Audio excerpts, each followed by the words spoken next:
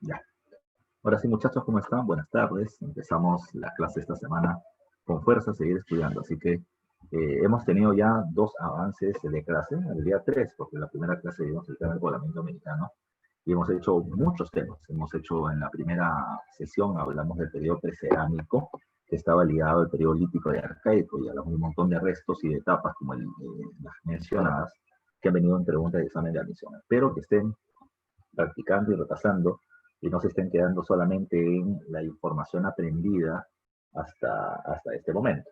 Entonces, vamos a trabajar un poquito más ya en la clase de hoy con respecto a un tema que ha venido muchísimas veces en preguntas de examen de admisión y termina siendo el tema del Tahuantinsuyo o la expansión del imperio incaico. Entonces, trabajemos sin preámbulos porque tiempo nos va a terminar faltando siempre. Si yo te hablo de los incas, si yo te hablo de los incas, muchachos, espero que me puedan responder por el chat, díganme ustedes qué cosas recuerdan de los incas.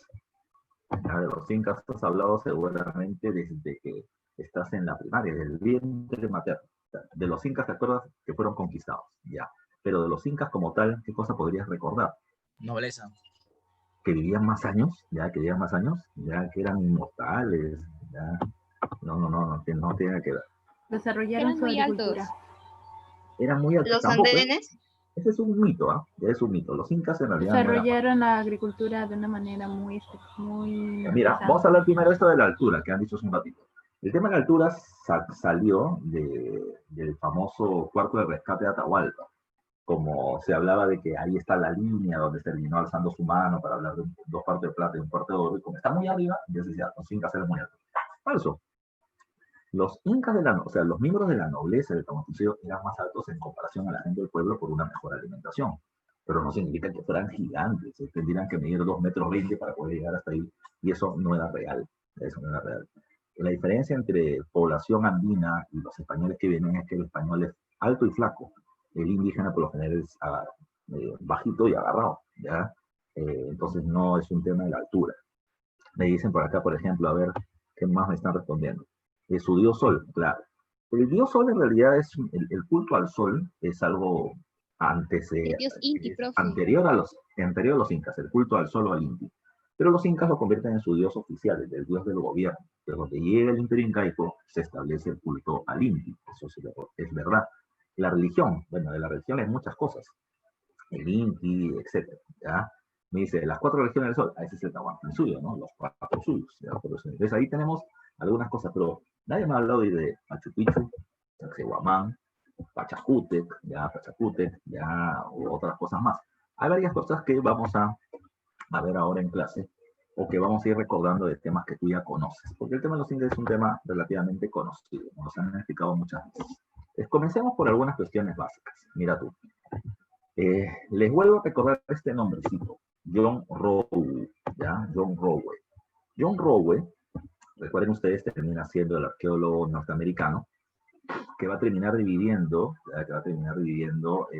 al Perú prehispánico ante los españoles en dos sistemas diferentes, horizontes e intermedios. ¿Recuerdan? Como visto la pasada. ¿Qué es un horizonte? Horizonte es aquella época donde un estilo de cerámica se termina difundiendo a muchas regiones en la misma época. Entonces habían 3 horizontes: temprano, medio y tardío. Horizonte temprano, Chavín Paracas, decía él; horizonte medio, Guaritiahuanaco; horizonte tardío, los incas.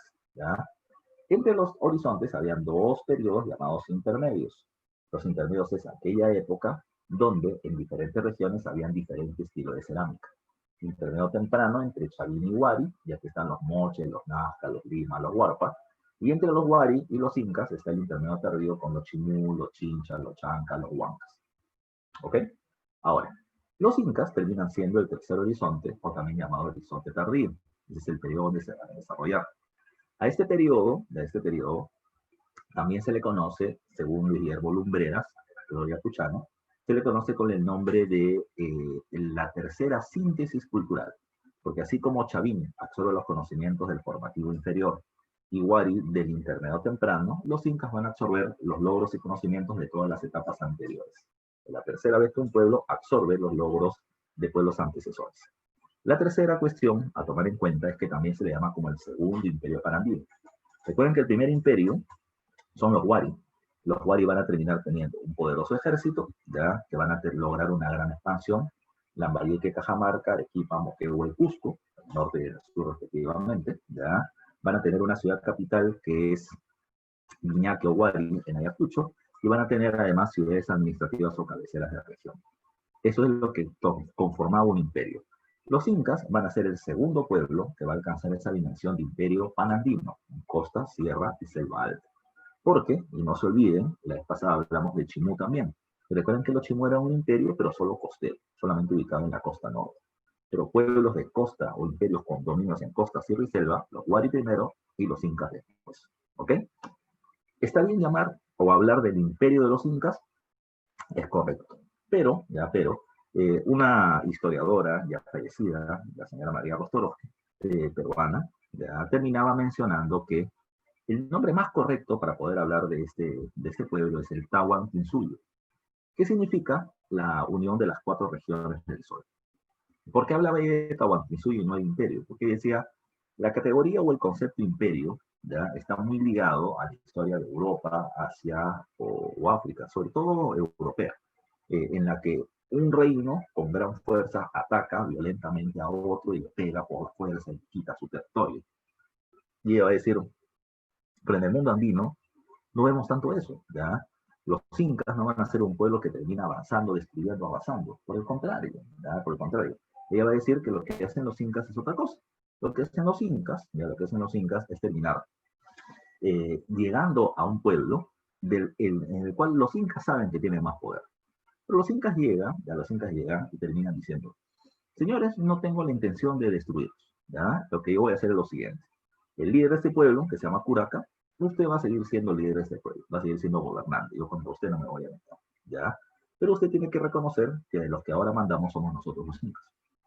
Y como nosotros mandamos, ustedes van a tener que hacer lo que yo establezca, ¿ya? Lo que yo establezca. De esa manera usted seguirá siendo gobernante, nosotros le daremos a ustedes beneficios y ustedes van a tener que hacer que la gente trabaje para nosotros, para el Estado. De esa manera, los incas repartían alimentos, vestidos, fiestas, mujeres a los miembros de la nobleza para que se subordinen o se pongan bajo su mando. Entonces, ¿los incas tenían un poderoso ejército? Por supuesto. ¿Lo utilizaban a cada rato? No, solamente cuando era necesario. Al principio, cuando se está expandiendo, sí iban a haber tremendas broncas, pero luego ya habían logrado prestigio, fama, imagen de ser un pueblo poderoso y no tenían por qué estar peleando a cada rato. Ya todo el mundo sabía, no, hay que meterse con los incas, son bravos. Ya. Ahora, bajo esa condición, hay que tomar en cuenta el caso del Tahuantinsuyo. Ya, repito, son un imperio, sí, un pueblo expansivo, sí, pero no usan tanto la violencia para poder expandirse. Por eso es que se termina mencionando que no es correcto, ya no es correcto mencionarlos como un imperio bajo el concepto, la categoría europea. ¿Ya?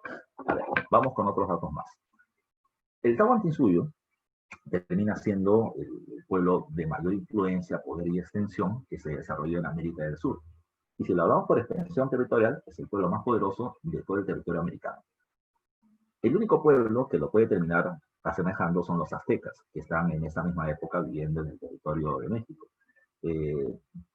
No tienen la misma cantidad de territorio en extensión, pero sí vienen teniendo casi el doble de población por el Tahuantinsuyo. No hubo contactos que se sepa, ¿verdad? Que se sepa entre ellos, pero van a ser los pueblos más importantes de la región en la época. En América del Sur, los incas. Los incas, si son un imperio, pues, para que ese imperio debe tener ejército, una gran expansión. Y vamos a ver precisamente ese punto. Los incas, en su proceso de expansión territorial, van a terminar abarcando territorios de 6 países actuales de América del Sur. ¿Cuáles son esos 6? ¿Cuáles son los 6? Acá, no sé por qué, pero me he comido el nombre. Acá, si tú te das cuenta, hay una línea que hace referencia a los territorios del actual Ecuador. Pero se sale de esa línea. Acá debe estar el territorio de Colombia. Entonces, los dominios del Tahuantinsuyo van a terminar abarcando ya los territorios de la actual Colombia, y avanzando de norte a sur, Colombia, Ecuador, Perú, que es la parte central del imperio, porque acá se encuentra la capital, que es el Cusco, ¿ya? Bolivia, mira el mapa, Argentina y Chile, ¿ya? De ninguno de los 6 países se termina tomando la totalidad del territorio, ¿ya? La totalidad del territorio, pero se tienen los dominios de 6 países actuales. Colombia, Ecuador, Perú, Argentina, Bolivia y Chile. No se olviden ustedes. Tercero, para que ese imperio debe tener una capital. ¿Cómo se llama la capital de los incas? La capital de los incas termina siendo la ciudad del Cusco. Y para que sea capital, además de eso, tiene que haber, ¿qué cosa? Debe haber ciudades administrativas. Los Wari, que vimos la vez pasada rápidamente, habían desarrollado como principal característica el urbanismo, la construcción de muchísimas ciudades para poder mantener el control de las provincias. Y la capital y las provincias estaban unidas por una red de caminos. Los incas hicieron lo mismo. En la época Wari hubieron 50 ciudades aproximadamente entre los imperios. Después de Wari, en el intermedio tardío, los diferentes reinos que se fueron formando también construyeron muchas ciudades. Por eso es que se llama intermedio tardío o constructores de ciudades. 200 ciudades en toda la época, o sea, 150 más de lo que los Wari habían tenido. Y a esto hay que sumarle que los incas, a estas ciudades, ahora llamadas yactas, pasan de 200 a 300. Te repito, hay una capital, provincias administrativas para los diferentes territorios, y todos unidos por una inmensa red de caminos llamados con el nombre del Capac Ñan, ya el camino del Inca, caminos reales. El Capac Ñan en realidad terminaban siendo dos grandes rutas de caminos. Una terminaba yendo por la costa, como lo que sería ahora la carretera panamericana, ¿ya? Y por otro lado terminamos teniendo otra vía de caminos que van por la zona de los Andes, por la sierra, ¿ya? Así, dos grandes rutas de caminos, ¿ya? Profesor, ¿y eso por qué no lo hacemos ahora? Ahora se tiene la Panamericana, pero esta carretera de la sierra que sería lo máximo, y uniría mucho más los mercados y las regiones, y promovería más población viviendo en la sierra, y la cantidad de sobrepoblación que tenemos en Lima, sería muy adecuada. El problema es la geografía, pero los incas lograron adaptarse a la geografía, superarla y hacer esas grandes vías de camino. No solamente son dos grandes columnas de camino, sino que entre ellas había conexiones, ¿ya? Conexiones. Y no solamente las rutas de camino eran por tierra, sino también por mar, puertos que permitían acceder rápidamente a diferentes lugares de la costa para el intercambio de productos. El Capac Ñan servía para eso, para acceder a productos de lugares alejados, ya, para intercambiar productos vía comercio, pero también hay otra cuestión que es sumamente importante, ya, era para movilizar tributos hacia la capital o llevar tropas o funcionarios del gobierno hacia otras provincias. El Capac Ñan era tan eficiente para poder movilizar gente en corto tiempo hacia otro lugar, que uno de los factores importantes para que caiga el Tahuantinsuyo es el uso del Capac Ñan por los españoles. Así llegaron rapidito de Cajamarca al Cusco para terminar tomando el control de la capital del Imperio Incaico, por poner algún ejemplo. Otro dato más. Movilizarse por el Capac Ñan, digamos, era rápido que irse por otra ruta. Pero, por ejemplo, ¿qué pasa si en Quito, Ecuador, Tumebamba, como era llamado antes, se produce una rebelión y los incas tienen que terminar llevando tropas desde Cusco hasta Quito? Te pregunto a ti, ¿cuánto crees que se van a demorar caminando de Cusco a Quito la gente? ¿Cuánto crees que se van a demorar? Media hora. De Cusco a Quito, en Ecuador. ¿Ya? Un mes. A ver, me están respondiendo por ahí. 2 semanas. ¿Ya? 2 semanas. Sí, en promedio 2 semanas. ¿Ya? 1724 horas termina diciendo mes. No es 1725. Ya te equivocaste por un poquito. ¿Ya? Pero supongamos que van a terminar siendo 2 semanas. Pregunta, ¿tú crees que la gente va a terminar caminando durante 14 días, 24 horas al día? Eso era imposible. Eso es imposible. Por eso es que, y voy entrando en el tema, en el camino Capac Ñan habían una suerte de refugios, como si fueran hostales, ¿ya? Que se llamaban tambos. Y el nombre seguramente lo conoces, porque ahora tambo y por todo lado. ¿Ya? No es la misma función, por ejemplo, no era una tienda. Los tambos en la época eran una zona para poder pernoctar o pasar la noche. Tú, ya, entre un tambo y otro tambo, había una distancia de 12 horas de camino. Recuerden, ¿no? No es una distancia medible en metros, ya, de metros. ¿Por qué no, profe? Porque estamos hablando de Perú y la geografía es muy diferente. No es lo mismo caminar en la costa que caminar en la sierra, ¿ya? Por eso es que a 12 horas de caminata tú tenías que encontrar un tambo. Tú salías al amanecer del tambo y antes del anochecer, 6 de la tarde, tenías que encontrar un tambo.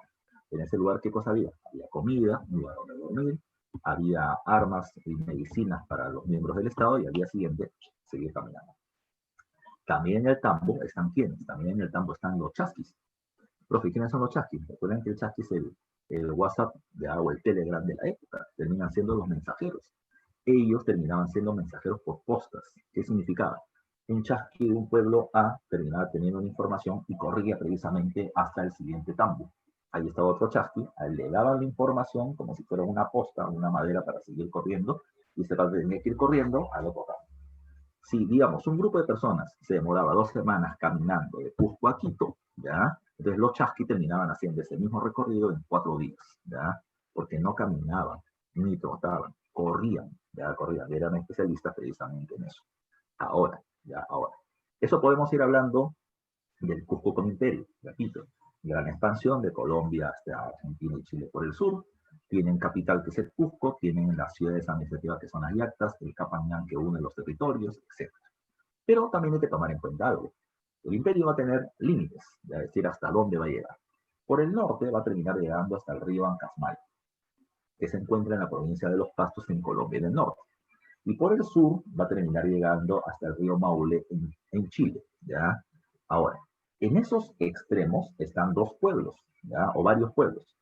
Esto fue pregunta hecha en la misión. En el extremo norte, el pueblo que se encontraba más al norte era el pueblo de Los Pastos, en Colombia. Y el que se encontraba en el extremo sur era el pueblo de los Hidalguitas, los Huarpes y los Culios. ¿Ya? No se olviden de esos datos que estaban entre Argentina y Chile. Otro dato más.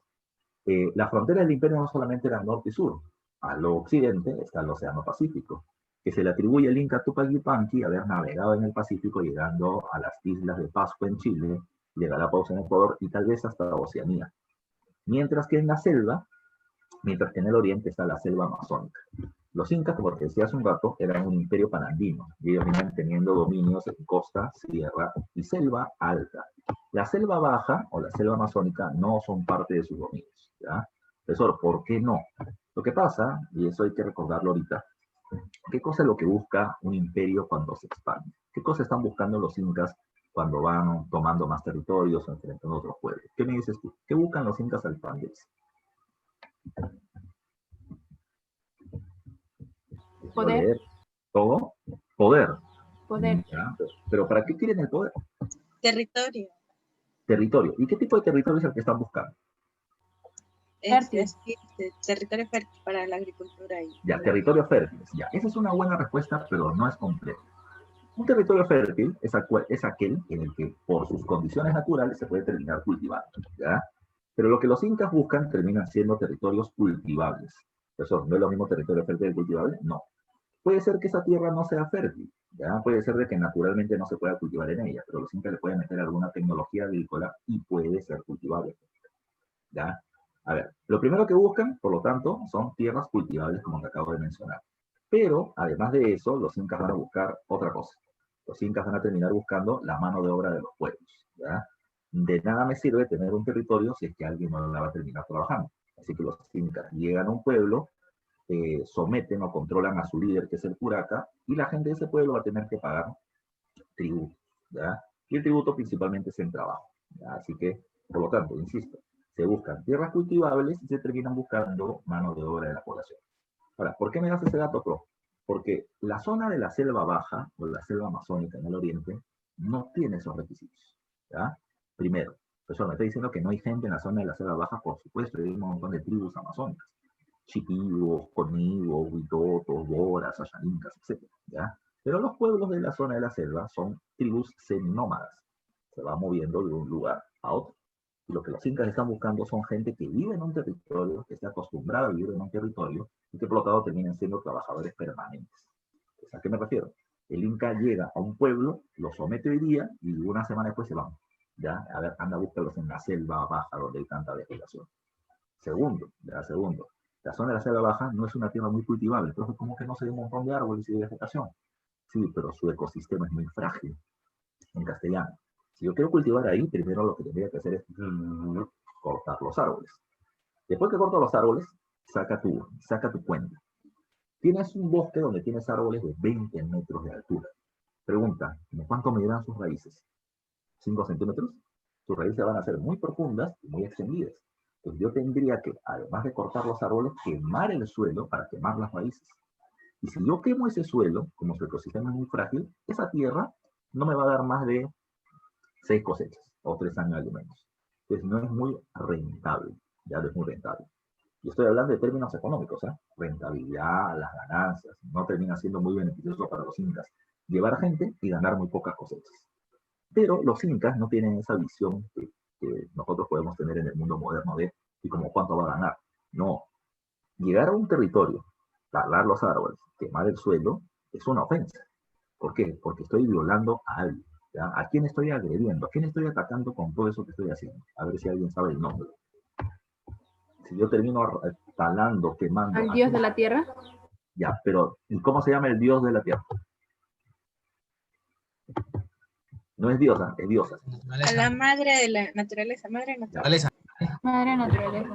Tiene nombre, ¿en quechua tiene nombre?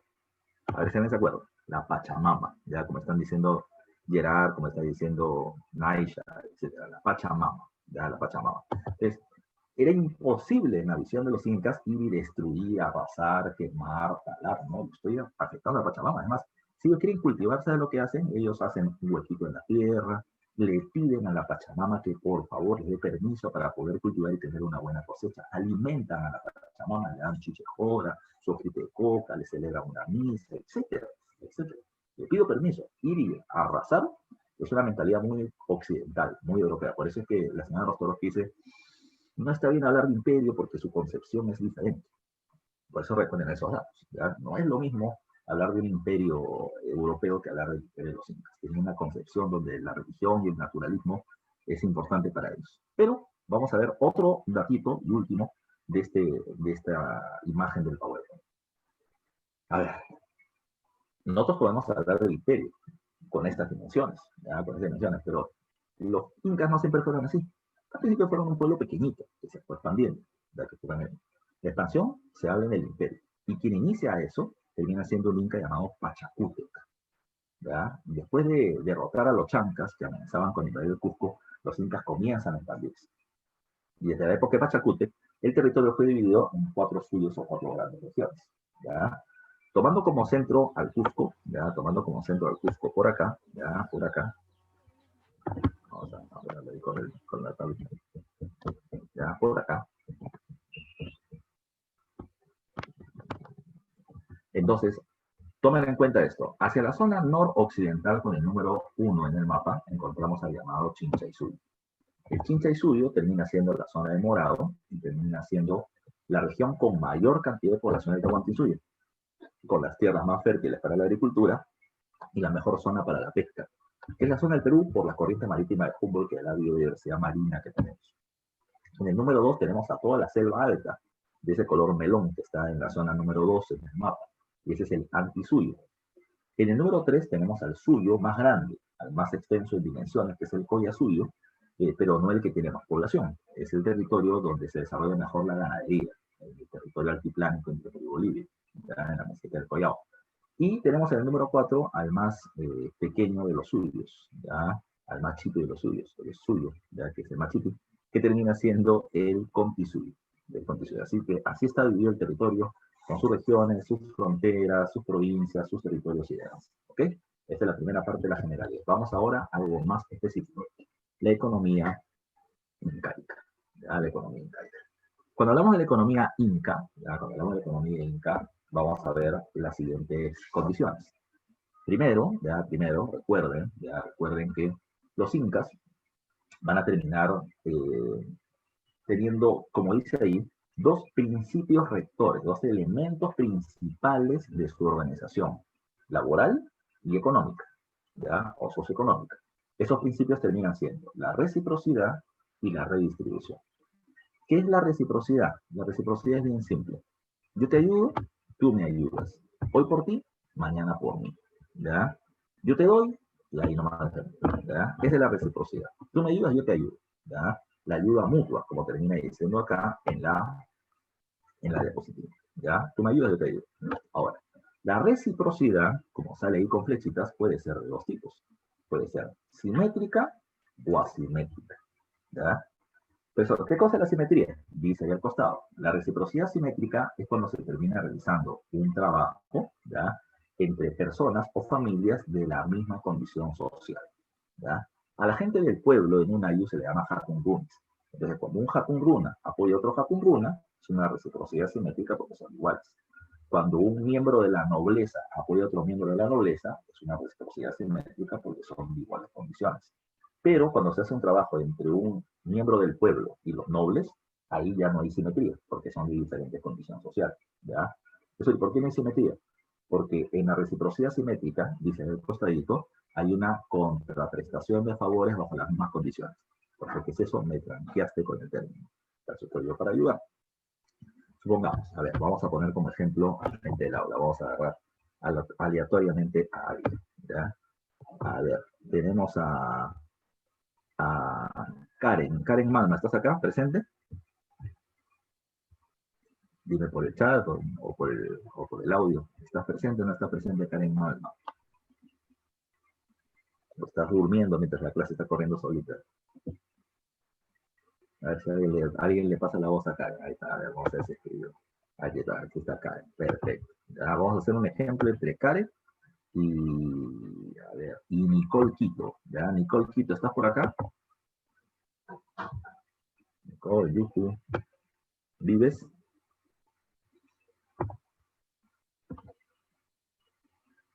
Ya, perfecto. Entonces tenemos a Karen y a Nicole. ¿Ya? Tenemos a Karen y a Nicole. Entonces, vamos a suponer lo siguiente. ¿Ya? Vamos a suponer lo siguiente. Supongamos que, bueno, no nos podemos ver ya o conocer directamente porque estamos en pandemia, todo el mundo confinado en su casa y ahorita que la cosa está media pegada de nuevo con mayor razón. Pero supongamos que a todos nosotros nos ponen la vacuna, ¿ya? Y ya estamos bien, ya nos podemos ver, podemos tener clases presenciales y decidimos reunirnos un día a ir a un lugar campestre a conocernos y a divertirnos un poco. Y vamos a jugar pelota. Como somos un montón de gente, hacemos un campeonato entre dos equipos de chicos y dos equipos de chicas, ¿ya? En un equipo está Karen, en otro equipo está Nicole. Viene Nicole, ya, su compañera Karen está llevando la pelota, y viene Nicole y le mete un tabazo en la pierna, ya, y le rompe tibia, fémur, peroné, le destrozó la pata, su pierna queda colgada, ya. Entonces, pero supongamos que estamos en el tabanquín suyo. Si estuviéramos en el tabanquín suyo, su compañera Karen va a tener un problema. ¿Cómo podría ella ayudar a cultivar las tierras de su familia con la que se alimenta su familia directamente? Como Karen va a tener un problema, ella le podría pedir a Nicole o a cualquier miembro del AIO, que podríamos ser nosotros, ya le va a decir, Nicole, por favor, como tengo este problema y no puedo cultivar mi tierra porque o casualidad se me rompió la pierna, alguien me la terminó rompiendo, miserable, desgraciada, ¿ya?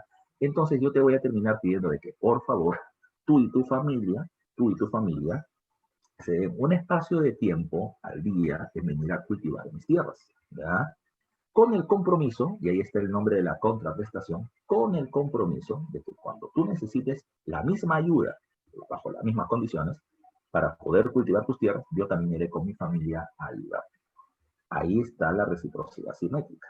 Tú me ayudas a cultivar mis tierras porque tengo un problema, yo te ayudo a cultivar las tuyas. Tenemos la misma condición social y vamos a hacer el mismo trabajo, pues reciprocidad simétrica. Pero es una preguntita, ya más o menos te entendí. Pero ¿qué pasaría, por ejemplo, ya si Karen le dice a Nicole, ayúdame, y Nicole dice, que te ayude tu mamá, ya? No puede hacer eso, ya no puede hacer eso en el trabajo suyo. Si alguien se negaba a ayudar a otro, ya se negaba a ayudar a otro, cuando ese alguien, cuando Nicole tenga un problema, nadie la va a venir a ayudar. Por mala, por no decir otra palabra, ya, por mala, pero tú no quieres ayudar, nadie te va a ayudar, pero todos te vamos a cerrar. Así va a ser la situación en el trabajo suyo. Otro dato más. Profe, una preguntita.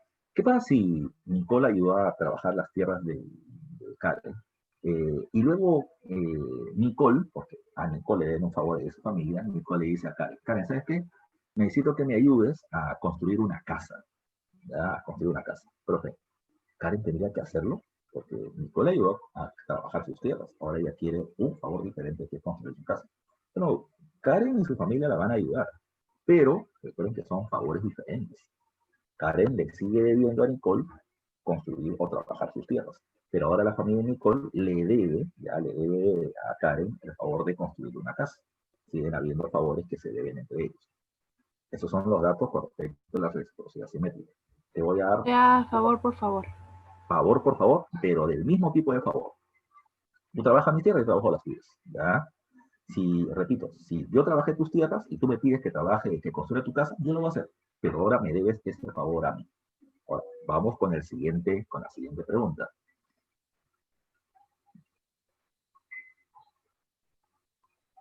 Ya, no se me salió una frasecita. ¿Se está viendo el video normal? ¿Me escuchan normal? ¿Me ven normal? Confírmeme, por favor. Sí. ¿Sí? Ya, perfecto. A ver, entonces, miren. Pregunta. ¿Había pobres en el Tahuantinsuyo? ¿Ya? Y no solamente dime sí o no, pero dime por qué. ¿Había pobres en el Tahuantinsuyo?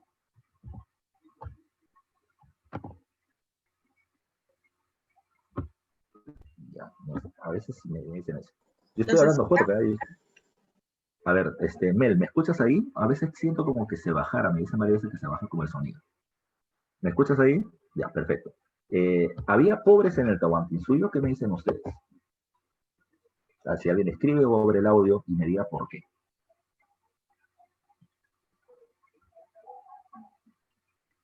Vuelvo a revisar la pregunta. ¿Había pobres en el Tahuantinsuyo? A ver, alguien me está respondiendo. ¿Ya? Bueno, los esclavos. Pero ahora vamos a ver la siguiente pregunta. Lo primero que me tendrías que responder es tu profe. ¿Cuál es un indicador de pobreza? Si yo te digo pobreza actualmente, ¿quiénes son pobres? Las familias que no ganan mucho dinero. Porque al no tener mucho dinero no van a poder comprar una serie de bienes que la familia necesita para consumir, como alimentos, por ejemplo. ¿Ya? Pero toma en cuenta que en el Tahuantinsuyo no hay dinero. ¿Ya? Y como no hay dinero, entonces no se puede medir la pobreza o la riqueza en cantidad de dinero. ¿Ya? ¿Sabes qué cosa determinaba si eras rico o pobre? ¿Ya? ¿Sabes qué cosa determinaba eso? Era la cantidad de familia que tengas. Ya dice, profe, creo que no, ya que ellos no conocían la pobreza y no tenían una mentalidad en la que valía oro. Pero es que siempre va a haber pobreza, pero la pobreza no siempre se va a medir con el indicador dinero. ¿Ya? Entonces, mira tú, te repito, no es por el tema monetario porque no hay dinero, pero hay otra cuestión más. No sé si han visto esto en tu familia alguna vez. Mamá, papá vienen teniendo algún problema económico, o algún tío o tía tiene algún problema económico, ¿y qué es lo que pasa? ¿Qué hacen? Primera solución, vamos a hacer una pollada, ¿ya? O una chuletada, o una parrillada, ¿ya? Vamos a venderla, y los primeros en los que uno está pensando en que la van a vender es con la familia. Ahora, ¿por qué la familia? Algunos de ustedes seguramente tienen padres que tienen muchos hermanos, o abuelos que tienen muchos hermanos, sobre todo sus abuelos. Algunos deben tener abuelos que tienen 8 hermanos, 10 hermanos, 2 hermanos, 15 hermanos, a ver si alguien me confirma. ¿Ya? Entonces, como tienes un abuelo que tiene 2 hermanos, por lo tanto tienes un montononón de tíos y un montononón de primos. Un montononón de primos. Entonces, lo primero que haces cuando hablas de pollada o de una actividad es la familia. ¿Ya? Si son 12 tíos, entonces deben ser como 100 primos, y por lo tanto ahí termino vendiendo casi todas mis tarjetas. O la otra opción es hacer una junta. Juntamos a la familia, unas cuantas llamadas, por una junta familiar, 100 soles semanales, porque necesito una plata ahorita. Mucha gente se va a terminar apuntando. Eso termina siendo importante en el Tahuantinsuyo, y esa es la mentalidad de Ayllu, de procedencia andina sobre todo, es que como somos muchos, nos podemos ayudar entre nosotros. ¿Ya? Es un factor importante. Y eso es lo que vamos a terminar encontrando en el tema de pobreza o riqueza. ¿Sabes cómo se le dice al pobre en el mundo andino? ¿Ya? Al pobre se le llamaba huaccha. ¿Ya? No sé si alguien tiene ese apellido por casualidad. Huaccha. ¿Ya? Y huaccha significa huérfano. Y el huérfano es el pobrecito. ¿Ya? No porque no tenga papá y mamá, el pobrecito sentimentalmente, no. Es pobre porque no tiene familia que lo pueda ayudar. Vamos a regresar al ejemplo de hace un rato. ¿Ya? Si no me falla la memoria, eran Nicole. ¿Y con quién más estaba poniendo el ejemplo? Con Nicole y con quién más, con Nicole Quito y con Karen. Karen, ¿ya? Entonces, supongamos, Nicole tiene 50 personas, ¿ya? Entre jóvenes, entre adultos y varones, entre adultos y jóvenes, que son su familia, ¿ya? Nicole. Karen tiene 10 personas. Entonces, si es que a Nicole le dicen, ven y cultiva mis tierras, ese trabajo lo van a hacer al toque, porque son 50. Pero cuando la familia de Karen vaya a trabajar y son la quinta parte, se van a terminar demorando 5 veces más el tiempo que se demora la familia de Nicole, porque son más gente. El tener una familia numerosa es símbolo de riqueza, porque se pueden ayudar más rápidamente. No se olviden de eso, por si acaso. Otra cuestión más. ¿Cuál era la reciprocidad asimétrica? Asimétrica, y asimétrica es cuando no son de la misma condición. ¿Ya? Es un noble y alguien del pueblo, por poner un ejemplo. La reciprocidad simétrica dice acá, es el intercambio de bienes por servicios, ¿ya? En el que se subordina o se pone bajo control, ¿ya? A la persona que recibe productos. Vamos a poner un ejemplo. Cuando los incas se expanden, ya, cuando los incas se expanden, lo primero que van a hacer es enfrentar y someter a un pueblo, y lo primero que hacen es quitarle su tierra, ¿ya? Es el bien más preciado, la tierra para el cultivo. Una vez que toman la tierra, los incas van a decir, yo soy buena gente. Y como soy buena gente, ¿qué voy a hacer? Vamos a ver si lo podemos ver con la siguiente diapositiva, con la de acá. El inca buena gente, ¿qué es lo que va a hacer? Va a terminar agarrando sus tierras, ¿ya? Las tierras que le ha quitado un pueblo, y la va a terminar dividiendo en 3 pagos, como está acá en la parte superior, ¿ya? La termina dividiendo entre tierra del Inca, ¿ya? Tierra del Sol y tierra del aire. Tierra del aire. Entonces, ¿qué va a hacer el Inca? El Inca va a decir, soy tan buena gente que las tierras que ahora son mías, una parte, una porción de esas tierras, se la doy a ustedes, gente del pueblo, ¿ya? Para que de esta manera ustedes tengan sus almacenes para el ayllu, llamado pirua, y sus tierras para cada familia, llamada coco. Soy buena gente, yo te estoy dando tierra. Si es que hay alguna crisis de alimentos, yo voy a abrir mi almacén, la polca, y lo voy a repartir entre ustedes si tienen un problema económico. Si es que alguien de ustedes los quiere atacar, yo vengo con mis tropas y los termino también. Entonces, el Inca te va a terminar dando tierra y alimentos. Te da un bien, ¿ya? Te da un bien, te da un producto. ¿Y qué cosa pide de ti? Que tú trabajes sus tierras, que tú construyas sus palacios, que tú realices sus caminos. Un servicio, el servicio laboral, que es la mitad de trabajo en favor del Estado. Entonces, ahí hay una reciprocidad asimétrica. Yo trabajo en la tierra del Inca. No pienses tú que el Inca va a venir a cultivar tu tierra. Eso no va a pasar nunca, ¿verdad? Porque son de condiciones sociales diferentes. El que da el bien, la tierra o los alimentos, va a terminar consiguiendo la fuerza laboral o el servicio de la gente del pueblo. Pero no solamente es entre noble y pueblo, también es entre los mismos nobles. No todos los nobles son iguales. Tienes la panaca, la familia de los incas, y tienes a los puracas, que son los nobles de las provincias, ¿ya? Y eso te expliqué la vez pasada que hablamos de Chimú. Cuando los incas someten a los Chimú, ¿qué es lo que hacen?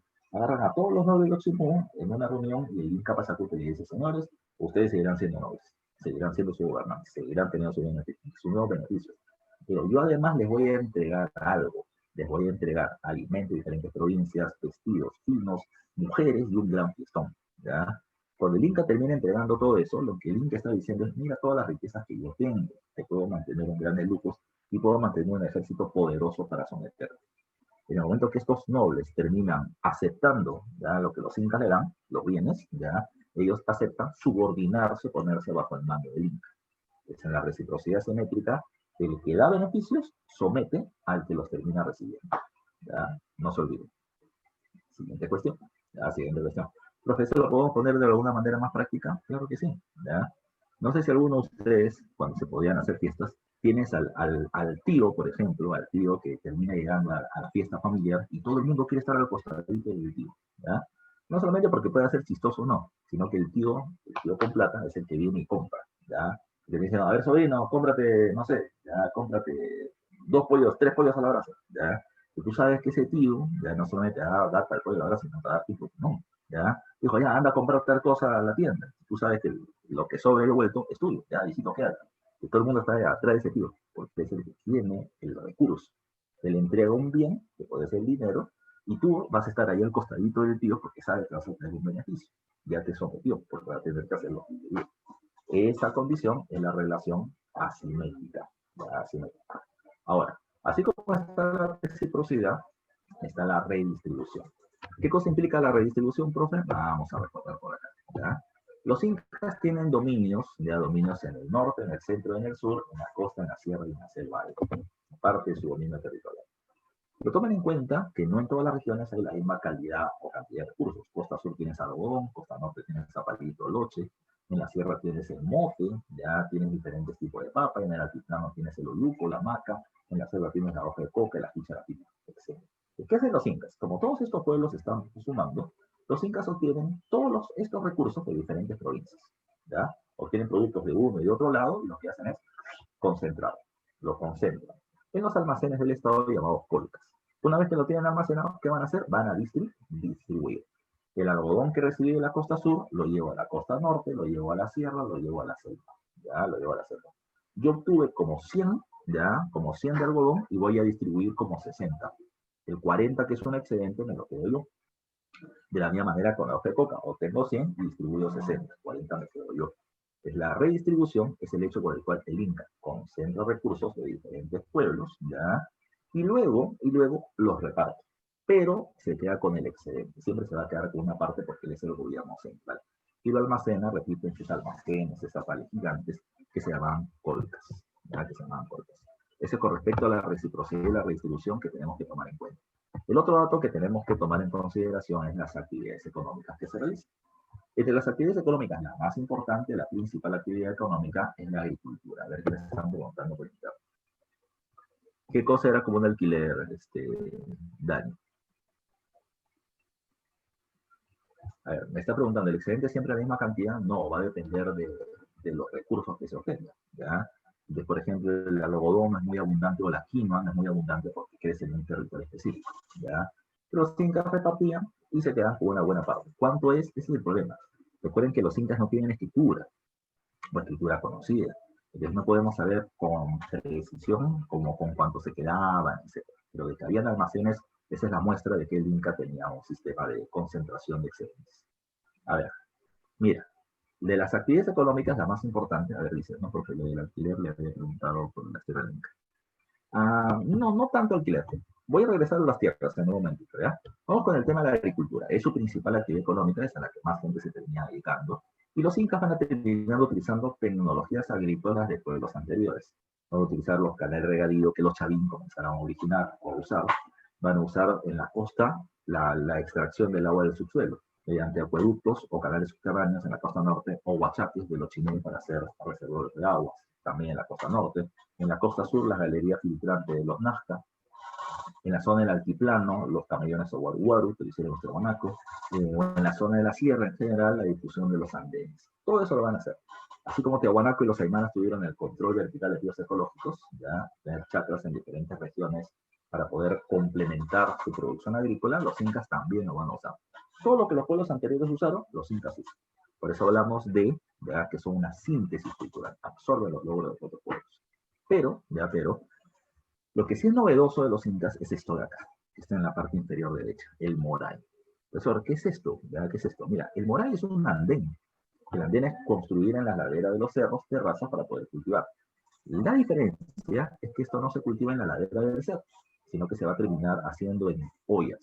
Profesor, ¿qué es una olla? Una olla es una depresión geográfica, es un territorio hundido. Ellos van a ser andenes, pero que no van para arriba, sino que van para abajo. Si te das cuenta, son como círculos que van descendiendo. ¿Y sabes qué? ¿Para qué se usaba ese moray? Era un laboratorio agrícola.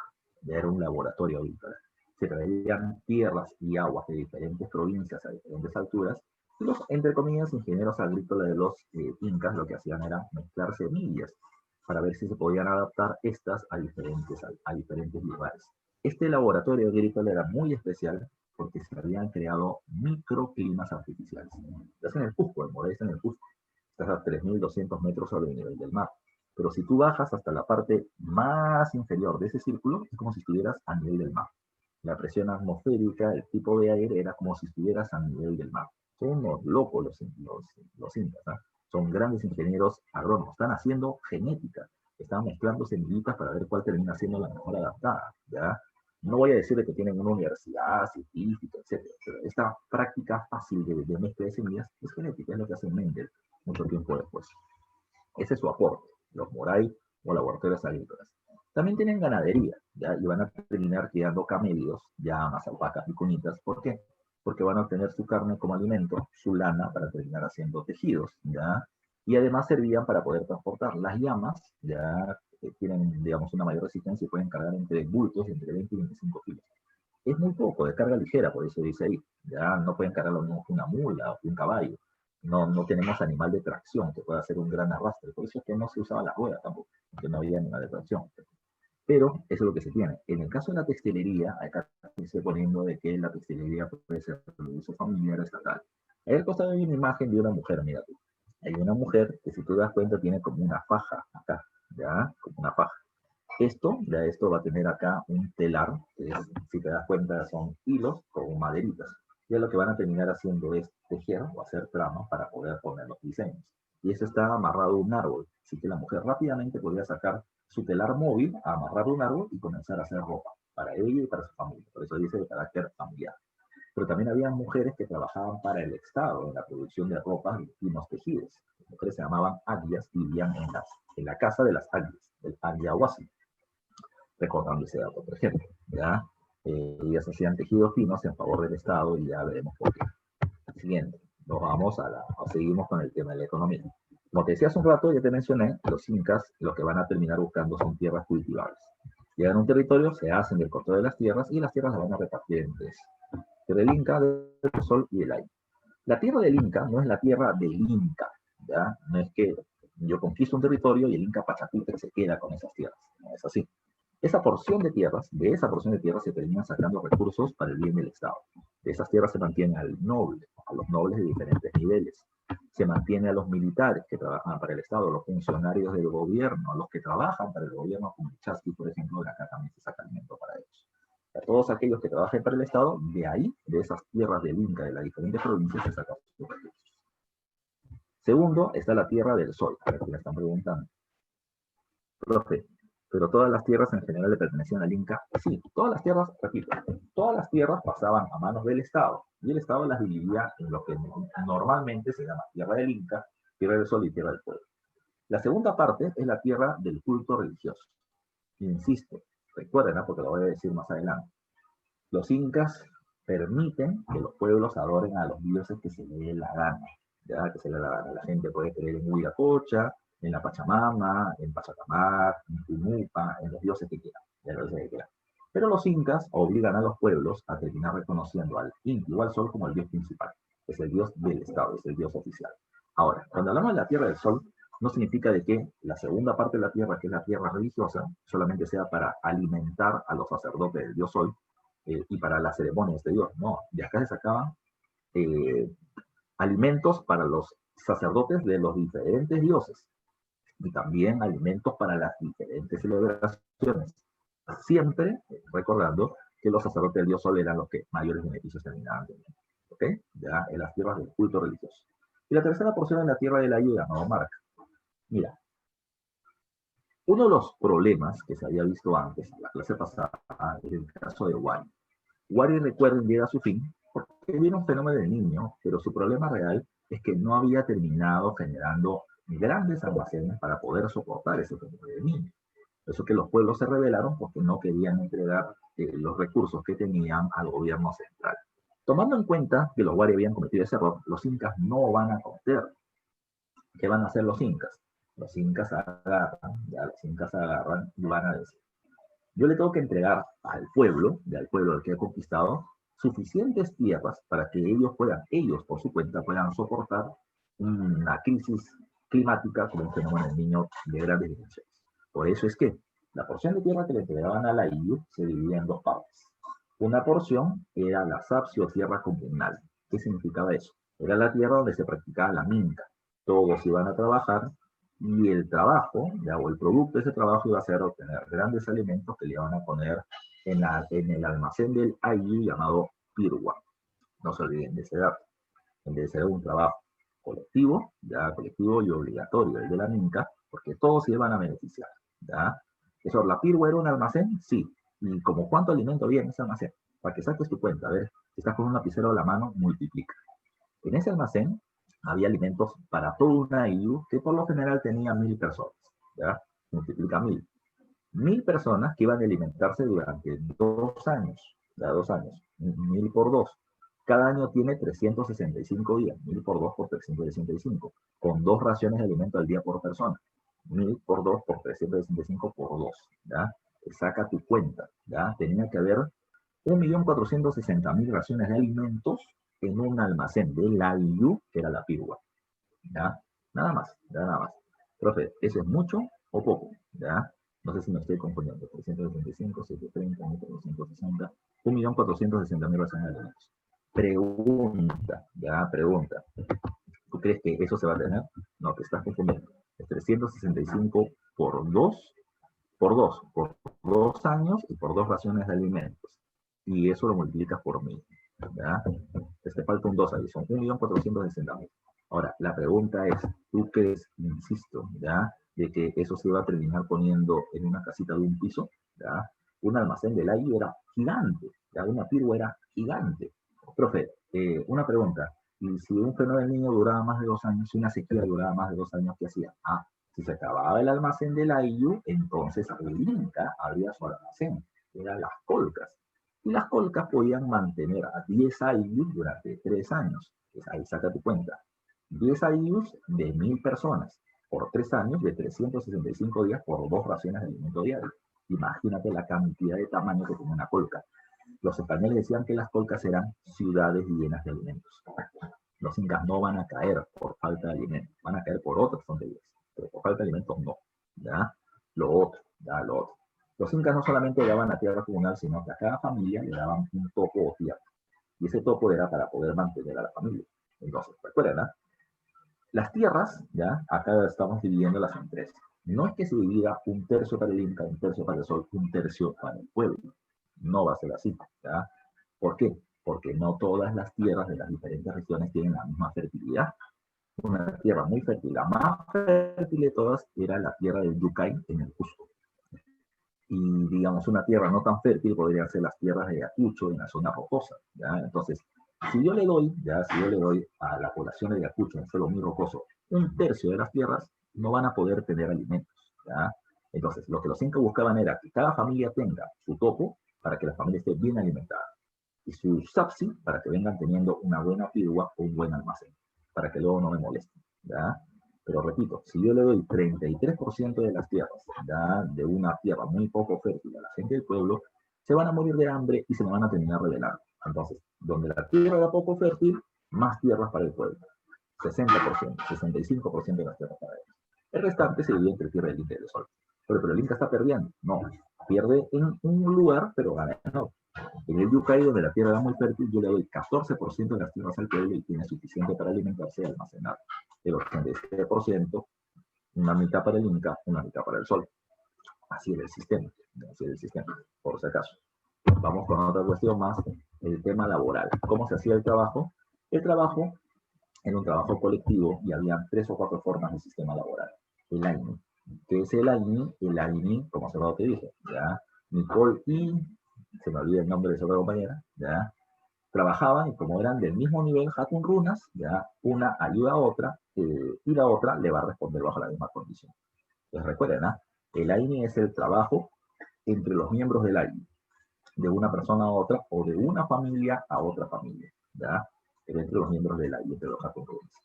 La minca es el trabajo colectivo, pero donde el beneficio no va a ser para una familia, sino para toda la gente del AINI. Vamos a construir un canal de regadío más grande para ampliar la zona de cultivo y todos nos beneficiamos. Todos trabajamos, todos nos beneficiamos, minca. Cuando muchos trabajan y una persona se beneficia, AINI, ¿ya? La mita es el trabajo del pueblo en favor del Estado, ¿ya? Yo construyo el palacio, construyo el camino, construyo el puente colgante, lo que el Inca me dice, trabajo las tierras del Inca, porque tengo que trabajar para él, porque es una forma de tributación. ¿Por qué tengo que tributar? Porque los incas son dueños de todo. Vamos a la organización social, ¿ya? A ver, organización social del Tahuantinsuyo. Bueno, la sociedad incaica se caracteriza por ser una sociedad nobiliaria o aristocrática, ¿ya? ¿A qué me refiero con eso? ¿A qué me refiero con eso? Me refiero a que los miembros de la nobleza son los que van a tener los mayores beneficios. Y en la nobleza hay 3 niveles. La nobleza de sangre, llamada panacas, la nobleza de privilegio y la nobleza provincial. Vamos primero con la nobleza de sangre panaca. La nobleza de sangre panaca, ¿quiénes son? Ellos terminan siendo la familia de los incas. Son las familias de los incas. Tanto del inca que está gobernando, como de los incas que ya han fallecido. Por ejemplo, estamos en la época del inca Huayna Cápac. Huayna Cápac tiene sus esposas, sus hijos, sus nietos. Su panaca, ya su panaca. Pero también sigue existiendo la panaca de los incas anteriores, de Tupayupanqui, de Pachacute, de Yaguaguata, de Huiracocha, de Inca Roca, de la familia Inca Roca, por ejemplo, que ha gobernado hace más de 100 años, 150 años, ya, evidentemente ya no está ni el Inca físicamente vivo, ni su esposa, ni sus esposas, ya, sino estaban sus nietos, sus bisnietos. Por eso es que una panaca termina estando conformada por el Inca y sus descendientes, tanto varones como mujeres. Pregunta de examen de San Marcos. No se olviden. Si el Inca estaba vivo, su panaca era grande. Su panaca estaba conformado por el Inca y la colla. ¿Quién es la colla? Es la esposa principal. que por lo general también era su hermana, ¿ya? También era su hermana. Estaban las mujeres secundarias, la del segundo nivel, que eran las concubinas, y estas eran sus primas, ¿ya? Por eso el Inca se casaba con su hermana y sus primas, sí, ¿ya? ¿De dónde salían esas primas? De las otras panacas o familias de los incas. Ellas le entregaban mujeres al Inca para poder hacer un pacto político, ya, a través del matrimonio. Eso era una pregunta, ¿pero todas eran sus esposas? Sí. ¿Con todas tenía relaciones sexuales? Sí, ¿ya? ¿Eso las tenía escondidas? No, todas vivían en la misma casa junto con la joya, y con todas venía a tener relaciones sexuales. No te puedo decir si con todas juntas, pero con todas venía a tener intimidad, y con todas tenía hijos, porque la joya no se molestaba, no le hacía escándalo, no era tóxica. No, porque la joya sabía la función que venía teniendo su esposo. Ella era la mujer principal, era la reina, si la quieres terminar llamando así, iba a hacer las ceremonias, él iba a llevar de la mano, así que ella tenía más estatus que las otras, ¿ya?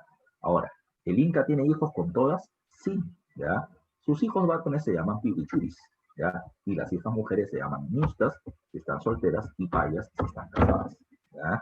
Pero tomen en cuenta esto, de todos los hijos varones se les va a terminar educando, ¿ya? En el Yachehuasi o la Casa del Saber, y a los que tienen capacidades diferentes, ya los van a ir nombrando para funciones futuras.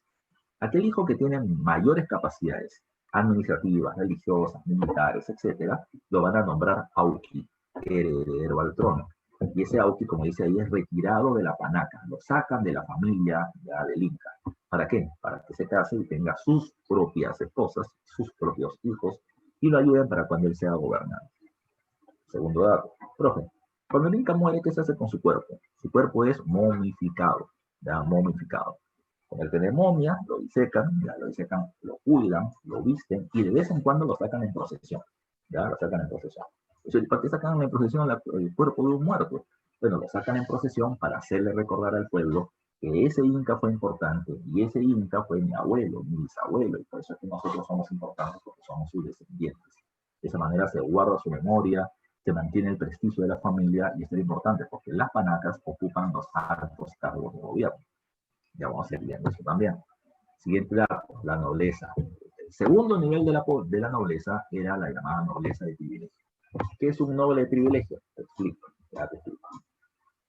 En el caso del noble privilegio, ellos eran aquellos que habían mostrado ya un gran apoyo en favor de los incas en algún momento, ya con algún servicio.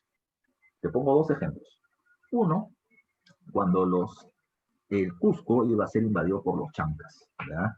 Cusco y Pachacute le pide apoyo a los diferentes pueblos de las provincias y varios de ellos lo apoyan. Entonces, como a partir de ese momento los incas comienzan a crecer tremendamente, aquel pueblo que nos ayudó en el momento importante que íbamos a ser sometidos, ese pueblo pasa a ser nombrado nobleza de privilegio.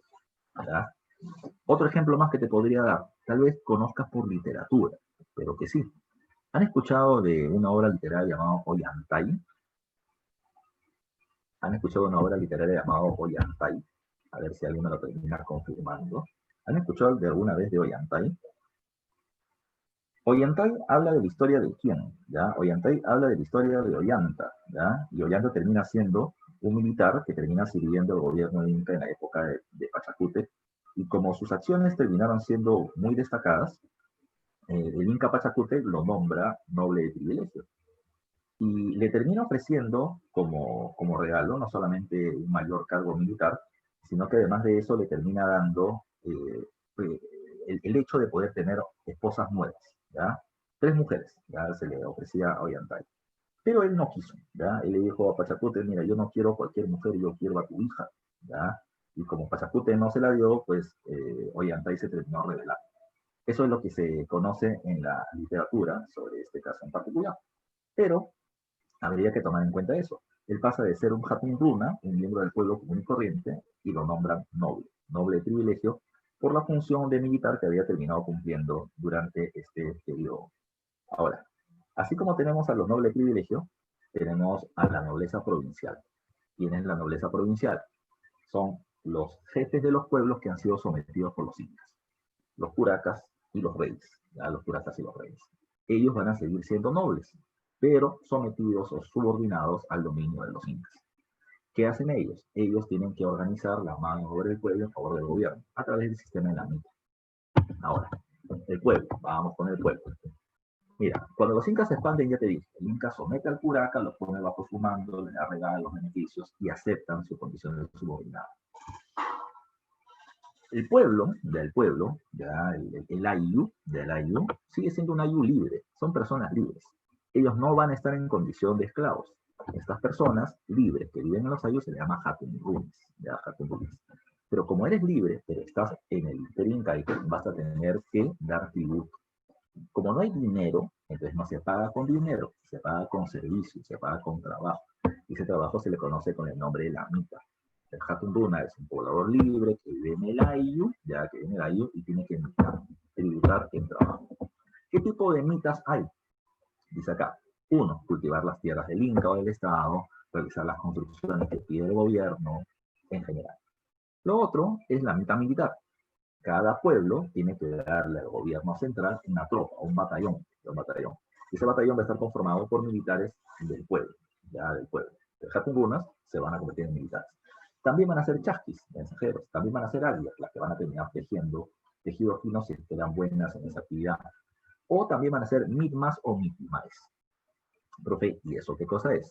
El mitma o mitimae terminan siendo los colonizadores. No te olvides de eso. Entonces, ¿qué pasa? Como los incas se van expandiendo, los incas van obteniendo nuevos territorios, van estableciendo nuevas fronteras. Y los incas necesitan asegurar estos dominios, con población que cultive el territorio, con población que defienda la región y pase la voz en caso de algún tipo de ataque, con población que difunda los logros e importancia de los incas para el territorio. Ese grupo de personas que eran trasladadas, que eran llevadas a ocupar un territorio, a colonizar, se le llamaba mitma o mitimae. ¿Ya? No se olviden de ese dato. ¿Ya? ¿Qué más? ¿Ya? Así como tienes a estos dos más, al Yanacona y al Piña. ¿Qué pasaba? Hay pueblos que después de un tiempo de estar sometidos a los incas, pues no les gusta la situación y querían volver a su condición de autonomía o independencia. En ese caso, en el sentido que encontramos que un grupo de gente del ayllu del pueblo decide tomar las armas para rebelarse contra el gobierno central. ¿Ya? Esta gente que decide rebelarse, que dice a otra parte del pueblo y dice, ¿sabes qué? Mira, nosotros consideramos que los incas nos han quitado nuestra libertad y queremos liberarnos y queremos luchar contra ellos. ¿Ya? Entonces les pedimos a ustedes que también se sumen a la pelea. Este grupo de gente dice, no, como que meterse con los incas es muy negocio, perder la vida. Mejor no, mejor pelearte tú solo. ¿Ya? Lo que yo voy a hacer es otra cosa. Yo no voy a pelear contigo, pero tampoco voy a terminar denunciando lo que tú vas a hacer. Me voy a quedar callado. Ellos son los más vivos, ellos son rebeldes pasivos. Porque si estos rebeldes ganan y cobran su libertad, pues yo también la tendré. Si ellos pierden, yo me voy a hacer el perrito muerto, yo no hice nada, ellos pueden. Y así van a actuar. ¿Qué pasó? Los incas tenían supervisores en todos lados, tenían ojos y oídos por todos lados, sabían lo que pasaba. Entonces los incas se enteran de la rebelión, mueven sus tropas y la acaban en un ratito. A los que tomaron las armas y se rebelaron, se convierten en prisioneros de guerra y van a terminar pasando a ser esclavos.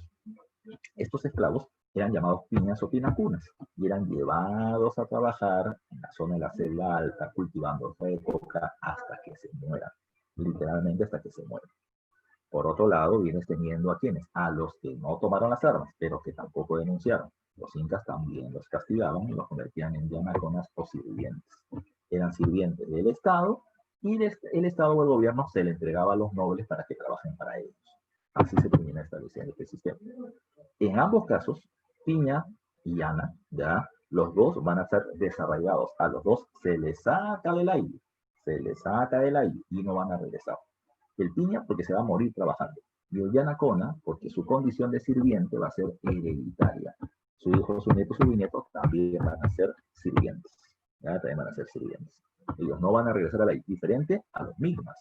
El misma o Mitimai, que eran Haturunas, vivían un tiempo en un lugar donde están colonizando, pero su relación con el ayllu seguía siendo estable. Y en algún momento iban a regresar. Ese era un servicio que dan al gobierno durante algún tiempo. A ver, hay un caso acá que le estoy poniendo en la parte inferior. Muchos varones ya van a ser esclavizados, pero también hay mujeres que van a ser esclavizadas sexualmente. Van a terminar siendo convertidas en prostitutas, porque había prostitución en el Imperio Incaico. Sí, Pachacute que la organizó. ¿Ya? Una pregunta para salir del tema social, ya una pregunta común, para ver qué cosa piensa. Pregunta, En el Tahuantinsuyo, escucha bien la pregunta y me vas a responder, en el Tahuantinsuyo, ¿las mujeres debían llegar vírgenes al matrimonio? ¿Qué crees tú? Responde, escribe o habla, ¿ya? En el Tahuantinsuyo, ¿las mujeres tenían que llegar vírgenes al matrimonio? ¿Ya? Naisha me dice que sí, ¿ya? Dice, Sí, tú eres, me dice, obvio. obvio, dice su compañera, ¿ya? Sebastián dice, no, pero lo pone así en duda, ¿ya? Brigitte, Jacqueline dice, sí, y la respuesta es, no, ¿ya? No. Profe, ¿por qué no? ¿Ya? ¿Por qué no? Es que los incas tenían el siguiente concepto, y creo que les pasaba teléfono con los mochicas. El matrimonio es indisoluble. En castellano, tú te casas y no te puedes divorciar, ¿ya? No te puedes divorciar. Además, en la siguiente vida seguirán siendo esposos todavía. Pues el matrimonio es indisoluble. Entonces, ¿qué va a pasar?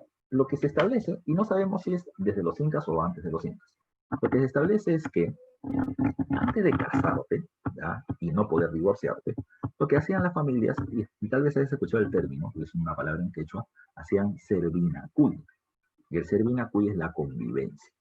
Es la convivencia. La convivencia, ya la convivencia implicaba una suerte de periodo de prueba, ya periodo de prueba. En el periodo de prueba, el hombre y mujer que están pensando en casarse convivían durante un año y hacían todas las funciones de una pareja. ¿Qué significa eso? Trabajaban juntos, dormían juntos, tenían relaciones sexuales, compartían las funciones de la casa, etc. Todo, todo, todo, todo. ¿Ya? Y si después de un año se llevaban bien, se casaban. Si no se llevaban bien, se separaban. ¿Ya? Se separaban. Pero se aguanta. Pero si había relaciones sexuales, la mujer podía quedar embarazada y podía tener un hijo. Sí, ya, sí. Si el hijo es varón, se va con el papá, si el hijo es mujer, se va con la mamá. Así es el sistema. Así es el sistema. Ahora, para evitar que los jovencitos ya estén buscando tener servinacuis ya de media horita, o sea, solamente una cuestión sexual momentánea con otra chica, ya, entonces lo que hacía el gobierno con Pachacute es, a estas mujeres que se rebelaban contra el gobierno, las convertía en prostitutas. Tú querías tener relaciones sexuales, a la prostituta, llévale comida, llévale algo de ropa, y le estás pagando por su servicio, y ya estás tranquilo, ya. Pero la idea era evitar o sea, si bien no tenías que dar virgen al matrimonio, no era una cuestión de que puedas tener un montón de parejas sexuales, ¿ya? Sino que la cuestión era que se tenga una prueba, un periodo de prueba con alguien con quien estás pensando en casarte, por si acaso. Nos vamos a la organización política. ¿Cómo era la organización política de Tahuantinsuyo? Vamos a sacar mi bello rostro a un costadito para explicar, ¿ya? A ver, mira tú, ya mira tú. Si nosotros hablamos del Perú actual, ya, si hablamos del Perú actual, recuerda, el Perú está dividido como país en regiones. Y las regiones están divididas en provincias. Y las provincias están divididas en distritos. Ese es nuestro sistema de administración territorial. Ahora, cada uno de estos niveles viene a tener un funcionario que lo dirige. El distrito tiene el alcalde distrital, la provincia tiene el alcalde provincial, las regiones tienen al presidente regional y el país tiene al presidente de la república. Así es el sistema administrativo. Lo mismo va a pasar con los incas, que van a tener un sistema administrativo jerarquizado y eficiente, ¿ya? Entonces, ¿cómo va a ser esta situación? ¿Ya? Sí, es que no era matrimonio, ten cuidado, Tiffany, no era matrimonio el que se iba a separar, era la convivencia. Si tú te casabas, olvídate, ¿ya? Olvídate, no te vas a poder divorciar, ¿ya? Pero una preguntita, vamos a poner otra preguntita así. Entonces, ¿qué pasa si el hombre o la mujer es infiel? ¿Ya? Porque también hay, ¿ya? También hay.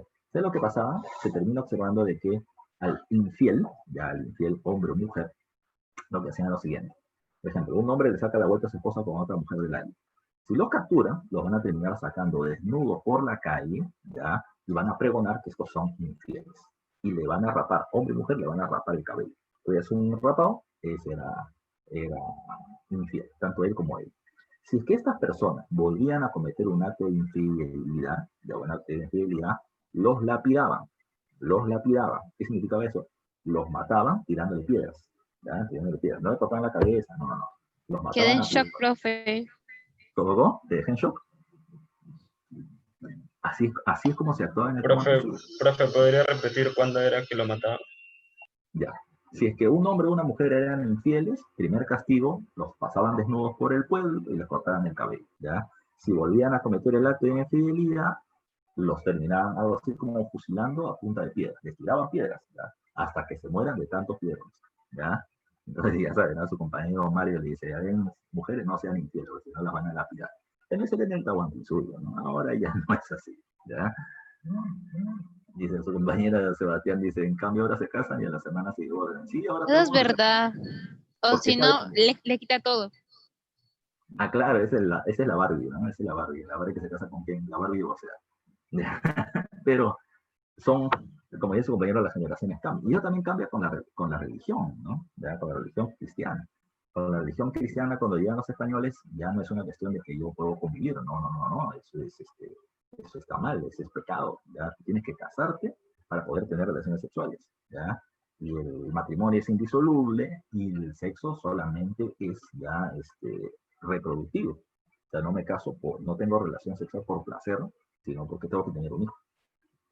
Son diferentes visiones que se van a tener por diferentes culturas, ¿verdad? Entonces ahí su compañera propone, cásense por bienes separados. Oye, no tienes ni 50 céntimos ahorita y te vas a casar por bienes separados. Eso es llegar a futuro, ¿ya? La sociedad es machista, ¿en dónde? ¿En el Tahuantinsuyo o ahora? En el Tahuantinsuyo, ¿no? Las mujeres tenían recursos y ellas daban herencia. El papá heredaba a los varones y la mamá heredaba a las mujeres. Y los apellidos, si lo quieres poner así, el apellido era primero el apellido de la mujer y luego el apellido del hombre, ya porque tú vienes de la mujer, ya. Pues hay varias cositas así, ya, dispersas que se hacen. Profe, y ahora bueno, ahora se puede hacer así también, ¿eh? De acuerdo a las nuevas leyes, se puede poner el apellido de la mujer antes que el apellido de la mamá, antes que del papá, ya. Entonces, fíjate, tú tienes propiedades, ya tú tienes riquezas, ya. No creo que tengas $50,000 ahorrados en el banco, sino que hay varios que te van a proponer matrimonio ahorita, ¿no? O ser ahorita, ¿ya? Bueno, sigamos avanzando, ya, sigamos avanzando. A ver, vamos. Como te había mencionado, una división, entonces vamos a ver lo siguiente. El Tahuantinsuyo, que es la unión de los 4 suyos, está dividido en 4 suyos o regiones. Cada región, que podría ser Chinchay-Suyo, Antisuyo, Collasuyo, Contisuyo, cada región estaba dividida en provincias y esas provincias se les conoce con el nombre de guamanís, ¿ya? Entonces hay varios guamanís que terminan formando un suyo.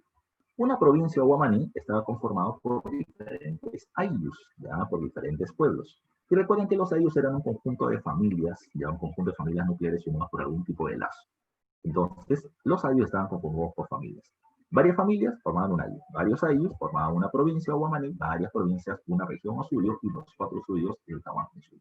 Así era la división territorial. Ahora, ¿quién dirigía cada qué? Veamos. Una familia nuclear, papá, mamá, hijos, lo dirige el jefe de la familia, que es el cura. Que es el cura. Ahora, profe, una preguntita, ya una preguntita. ¿Y como cuántos hijos se tenía por familia? Esta es otra cuestión interesante. Las familias, ahora en el mundo actual, ya, cuando la gente dice, voy a tener un hijo, yo les aseguro que si les pregunto ahorita a ustedes dicen, no, yo no voy a tener hijos, que es una carga, que yo quiero vivir mi vida, que quiero ganar mi plata. Estás pensando ahorita, después vas a terminar teniendo hijos, ¿ya? Pero cuando se tiene... Profe, yo tengo como 8 hermanos. Hasta ahí nomás se quedó. Ahí nomás, profe, como que hijos no quiero, profe, de verdad.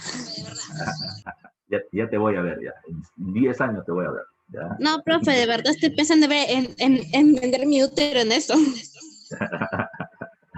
Ella va a ser monja, profe. ¿Cómo? ¿Cómo dices? Va a ser monja. Y yo soy monja. Profe, también se pueden vender los óvulos. Así no se menstrua. Pero mira, regresando al caso.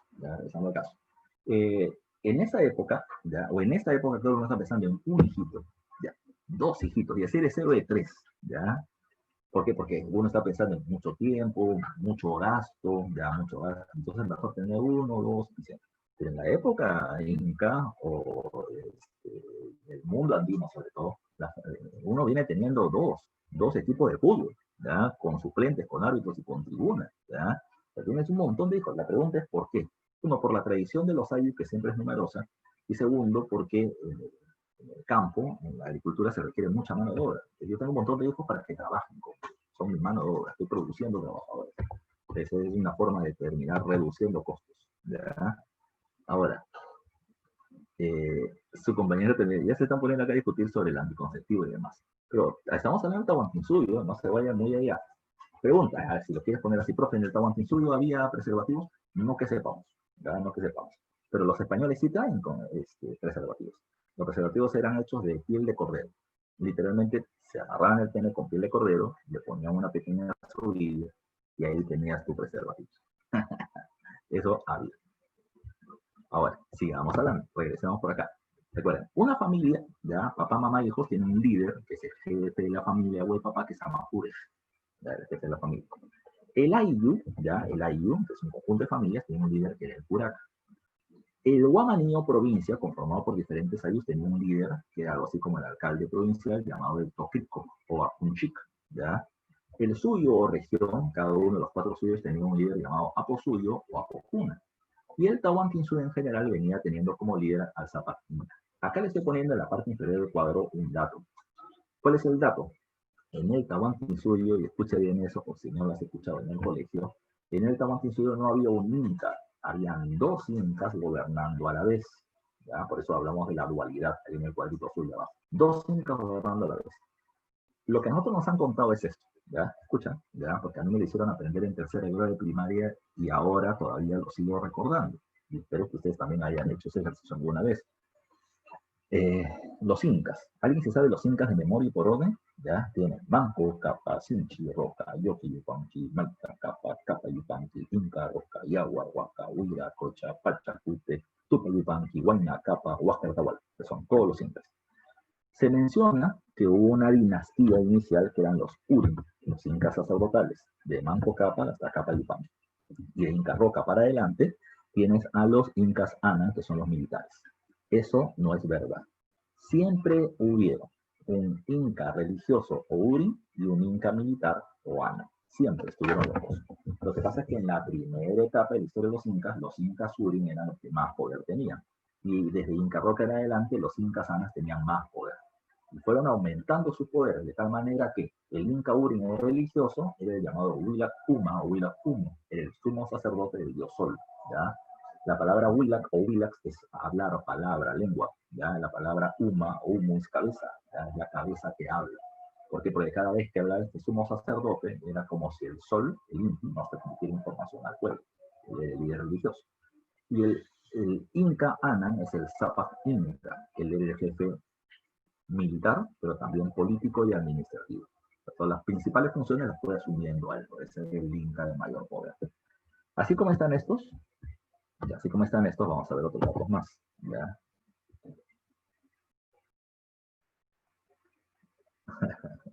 Claro, justo Mel me dice, profe, usted le dice como canción el nombre de los incas. Es que lo tuve que aprender así.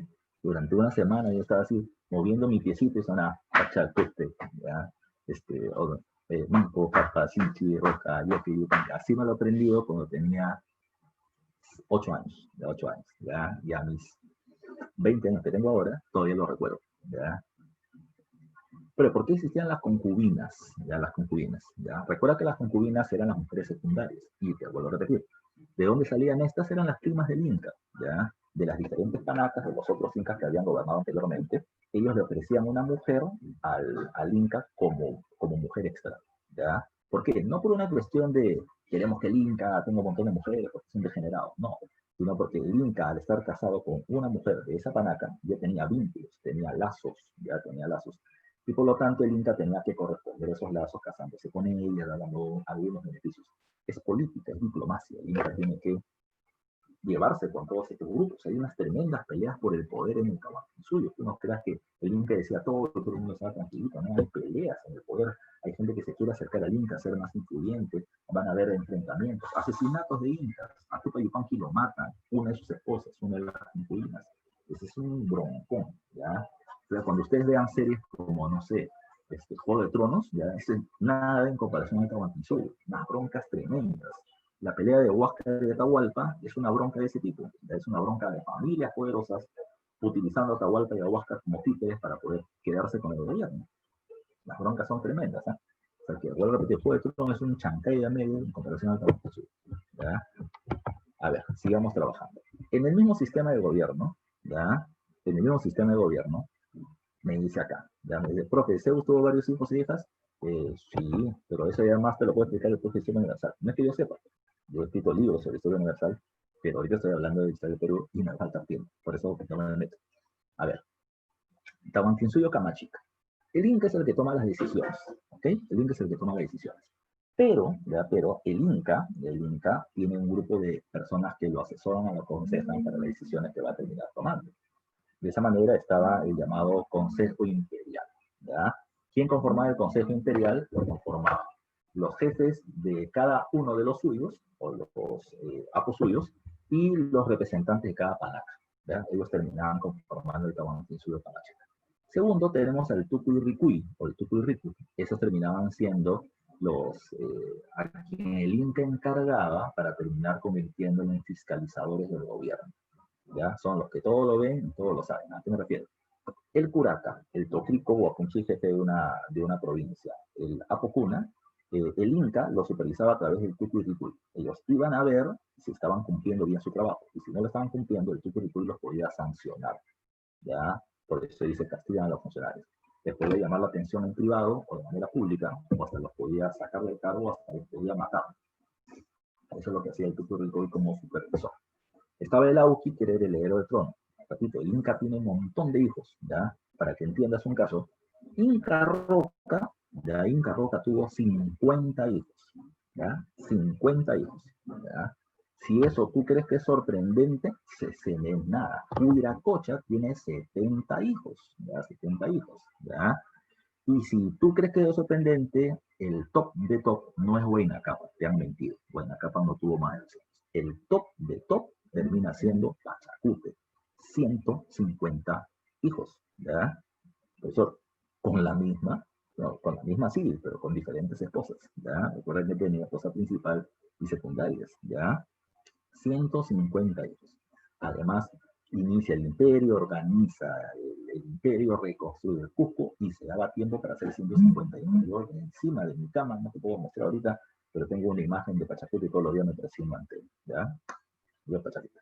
Ahora, además de eso, Pachacute, ya además de eso, durante este gobierno encontramos esto. El imperio tenía una fuerza militar y el jefe supremo de la Fuerza Armada del Tahuantinsuyo era el Aptispay, el jefe militar. El Quipu Camayoc. Camayoc significa administrador. Quipu son las cuerdas anudadas con las que se daban cuentas. El Quipu Camayoc eran algo así como los que registraban la cantidad de muertos y vivos en un territorio, la cantidad de producción agrícola, los tributos que se pagaban. Ellos recaudaban hacían los censos, recaudaban los tributos y registraban información en los quipus. Habían quipu camayocs de las provincias y quipu camayocs reales o del gobierno central, que eran así como su ministro de Economía. El colca camayoc es el que administra la colca o el almacén del Estado, que repartía alimentos en caso que le faltara a la población. Esa es parte del sistema. A ver. Vamos al desarrollo histórico. Como vamos al tiempo. A ver. En el caso del desarrollo histórico, la historia de los incas viene teniendo momentos, ¿ya? La primera etapa es su etapa local, provincial. A ver, ¿qué cosa dicen los mitos sobre los incas? Ustedes deben haber escuchado esto, ¿eh? ¿Conoces mitos de origen de los incas? ¿Te han dicho esto, te han contado esto de pequeño alguna vez? Dime que sí, porque es un dato muy básico, ¿ya? ¿Te han contado los mitos de cómo se originan los incas? Ese sí, no, la verdad que no me acuerdo. No te acuerdas. Manco Cápac y Mama Ollo. Manco Cápac y Mama Ollo. Y hay otro más. Además de Manco Cápac y Mama Ollo, hay otros personajes también. A ver, por ahí le están poniendo. ¿Los hermanos Aya? Claro, los hermanos Aya. Ya, los hermanos Aya. ¿Ya? Entonces tienes dos mitos. En el mito de Manco Cápac y Mama Ollo, ¿cuál es el mito? El dios Sol agarra de la espuma del lago Titicaca y termina generando dos personas. Manco Cápac y Mama Ollo, hermanos y esposos a la vez. ¿Ya? Le da Manco Cápac una vara de oro y le dicen, vete al norte, donde se hunda la vara, vas a formar tu imperio. Llegan al Cusco, según de la vara, porque la tierra es fértil y ahí se quedan. ¿Qué cosa encuentra Manco Cápac en Mama Oglio? Encuentra pueblos bárbaros, atrasados. Manco Cápac le enseña a los varones a cultivar el trigo o a cultivar, disculpa, el maíz, y Mama Oglio les enseña a las mujeres a tejer. Entonces los incas los civilizan, les llevan cultura. Mito 1. Mito 2. Hermanos Saya. 8 hermanos, 4 varones, 4 mujeres. Salen del cerro Tamputoco y van a terminar buscando dónde asentarse. Poco a poco los hermanos van desapareciendo. Un hermano varón lo encierran, literalmente lo meten en un cerro y no le permiten salir. Otro hermano, como estaban sin rumbo, uno de esos hermanos le sale alas como un cóndor, vuela, se entrevista con el Inti, él le dice a dónde ir, y este hermano le dice a sus hermanos vayan hacia el Cusco. Y se vuelve un estatua. ¿Ya? Quedan 2 varones, 4 mujeres. Llegan al Cusco, y en el Cusco encuentran una resistencia. Pueblos que no le quieren permitir entrar y va a haber una bronca. Y los incas después de esa bronca logran entrar y solo se queda un hermano a la cabeza que es Manco Cápac, Manco Cápac, o Guayar Manco. ¿Ya? Entonces, en las dos versiones, ¿qué cosas te están diciendo en común? Primero, que los incas no son del Cusco. Los incas son un pueblo migrante, un pueblo que ha venido de otro lugar. ¿Ya? Segundo, que los incas están casados con sus hermanas. ¿Ya? Otro dato. Eso sirve para justificar lo que te dije hace un rato, que la Colla, que es la esposa del inca principal, es su hermana. Tercero, que el Cusco estaba habitado. Según una versión, pueblos atrasados, según otra versión, no, pero ya estaba habitado el pueblo cusqueño, sea como sea. Entonces, ¿de dónde son realmente los incas? Lo más probable es que los incas terminen siendo de Tiahuanaco.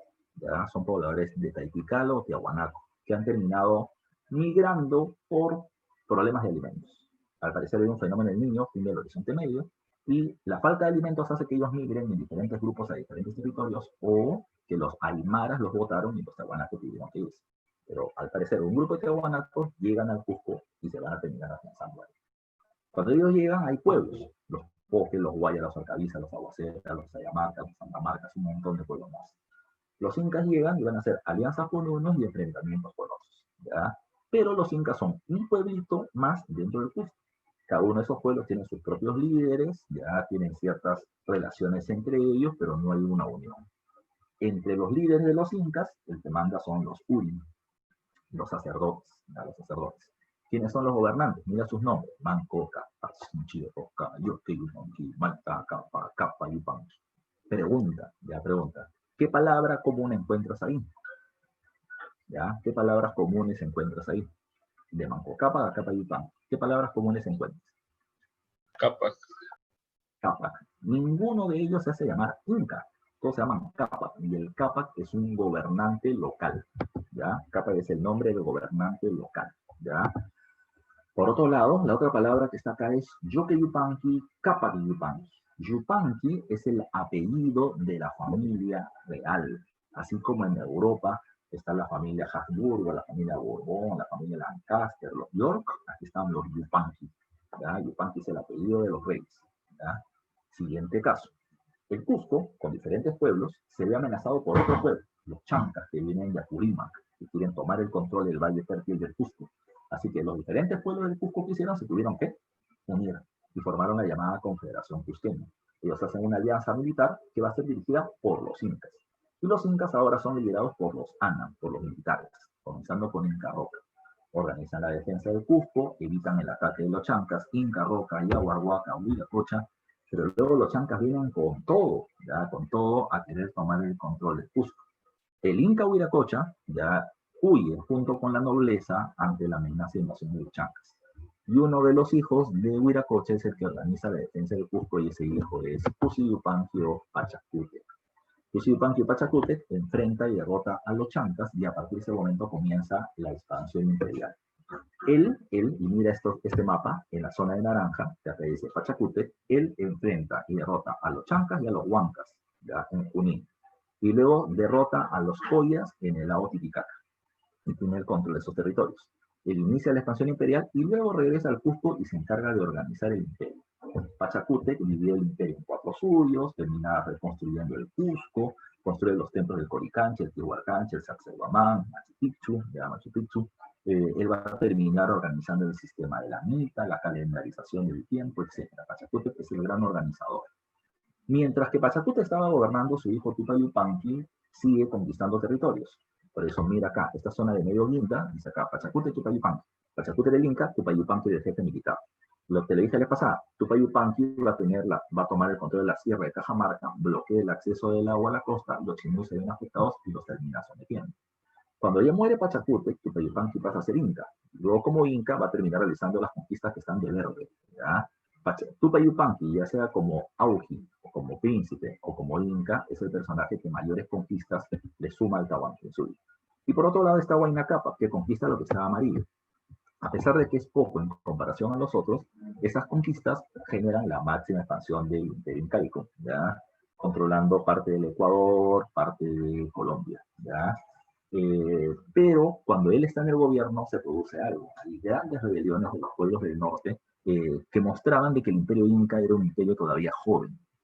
Desde Pachacútec hasta la invasión de los españoles no se llegan ni siquiera los 100 años ya de dominio imperial, de dominio de expansión. Entonces, los pueblos todavía no se habían acostumbrado al dominio incaico y van a haber muchas rebeliones. Y en esas muchas rebeliones, Huayna Cápac le dice a su hijo Atahualpa, tú te vas a encargar de las rebeliones.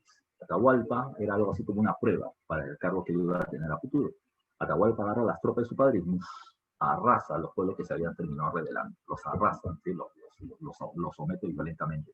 Y esos pueblos odian, ¿ya? Literalmente así, odian a Atahualpa por la forma en la que se comporta. El imperio se mantiene en pie, pero la situación es bastante compleja. Lo otro que debe tomar en cuenta, ya lo otro que debe tomar en cuenta con respecto a este periodo, es que durante la época de Huayna Cápac se produce la primera llegada de los españoles. ¿Ya? En el segundo viaje de Pizarro, Huayna Cápac parece que tiene alguna enfermedad, ya sea la viruela, la sarampión, cae muy enfermo. Y cuando cae muy enfermo, fallece. Según lo que se menciona, él pide que Atahualpa sea el próximo Inca, pero Atahualpa no quiere. Como Atahualpa no quiere, su hijo Huáscar asume el control, toma algunas medidas impopulares y las panacas, las familias de los incas, quieren sacarlo del gobierno. Una de las panacas, la panaca poderosa de Pachacútec, apoya el golpe de estado de Atahualpa contra Huáscar. Pero la otra familia poderosa, la de Tupac Yupanqui, los dos principales conquistadores, la familia de Tupac Yupanqui decide apoyar a Huáscar en la guerra, porque, insisto, Huáscar y Atahualpa son solamente títeres en una guerra mayor, que era la guerra de las grandes familias poderosas, las panacas, ya por el control del gobierno. ¿Quién ganó esta guerrita? Lo debes haber escuchado. Gana Atahualpa, pero Atahualpa ni siquiera pudo celebrar su victoria porque se produce la invasión española, que aprovecha la debilidad del gobierno para poder vencerlos. Ya no se olviden de eso. Ahora, vamos terminando con la clase y vamos a hablar de los logros culturales. En el aspecto religioso, ya me estoy quedando sin aire. En el aspecto religioso, los incas van a ser politeístas. ¿Qué significa eso? Significa de que poli, varios, ya, teísta, teo, Dios. Ellos adoran muchos dioses, ya, muchos dioses. El sol, que es Inti, ya, la luna, que es Quilla, ya, el rayo, que es Illapa, ligado al dios de la guerra, las lluvias torrenciales, que son Pariacacas, las estrellas, que son los Coyur, ya, o las Chascas, que hay un montón precisamente de divinidades. Pero tomen en cuenta de que ellos también se menciona que su religión es naturalista. ¿Por qué? ¿Ya? ¿Por qué? Porque los elementos de la naturaleza son los que son considerados como dioses. El sol, la luna, las estrellas, la lluvia, la tierra, el cerro, el agua, la laguna, el mar. Otra más, son panteístas porque todo es Dios. Además de lo que te he mencionado, también es Dios, por ejemplo, ya Dios termina siendo el cruce de caminos, ya, al cual se le rendía ofrendas. Entonces, todo era divinizable. Además de esto, venían múltiples templos con un sistema llamado el sistema de Ezequiel, y tienes el sistema animista, ¿ya? Profe, ¿qué es eso? Animista no viene de ánimo, ¿ya? Sino viene de alma, ¿ya? De espíritu, de espíritu. Cuando hablamos de que una persona tiene un buen ánimo, significa que es como que tiene un alma así de rebosante, entonces está siempre alegre, ¿no? El animista viene de alma. Entonces, ¿qué cosa es el animismo? Es que a los elementos de la naturaleza se le da un alma, por lo tanto se le da una vida. O sea, el sol no solamente es el sol, sino que el sol tiene su esposa, tiene Quilla, tiene sus hijos, ¿ya?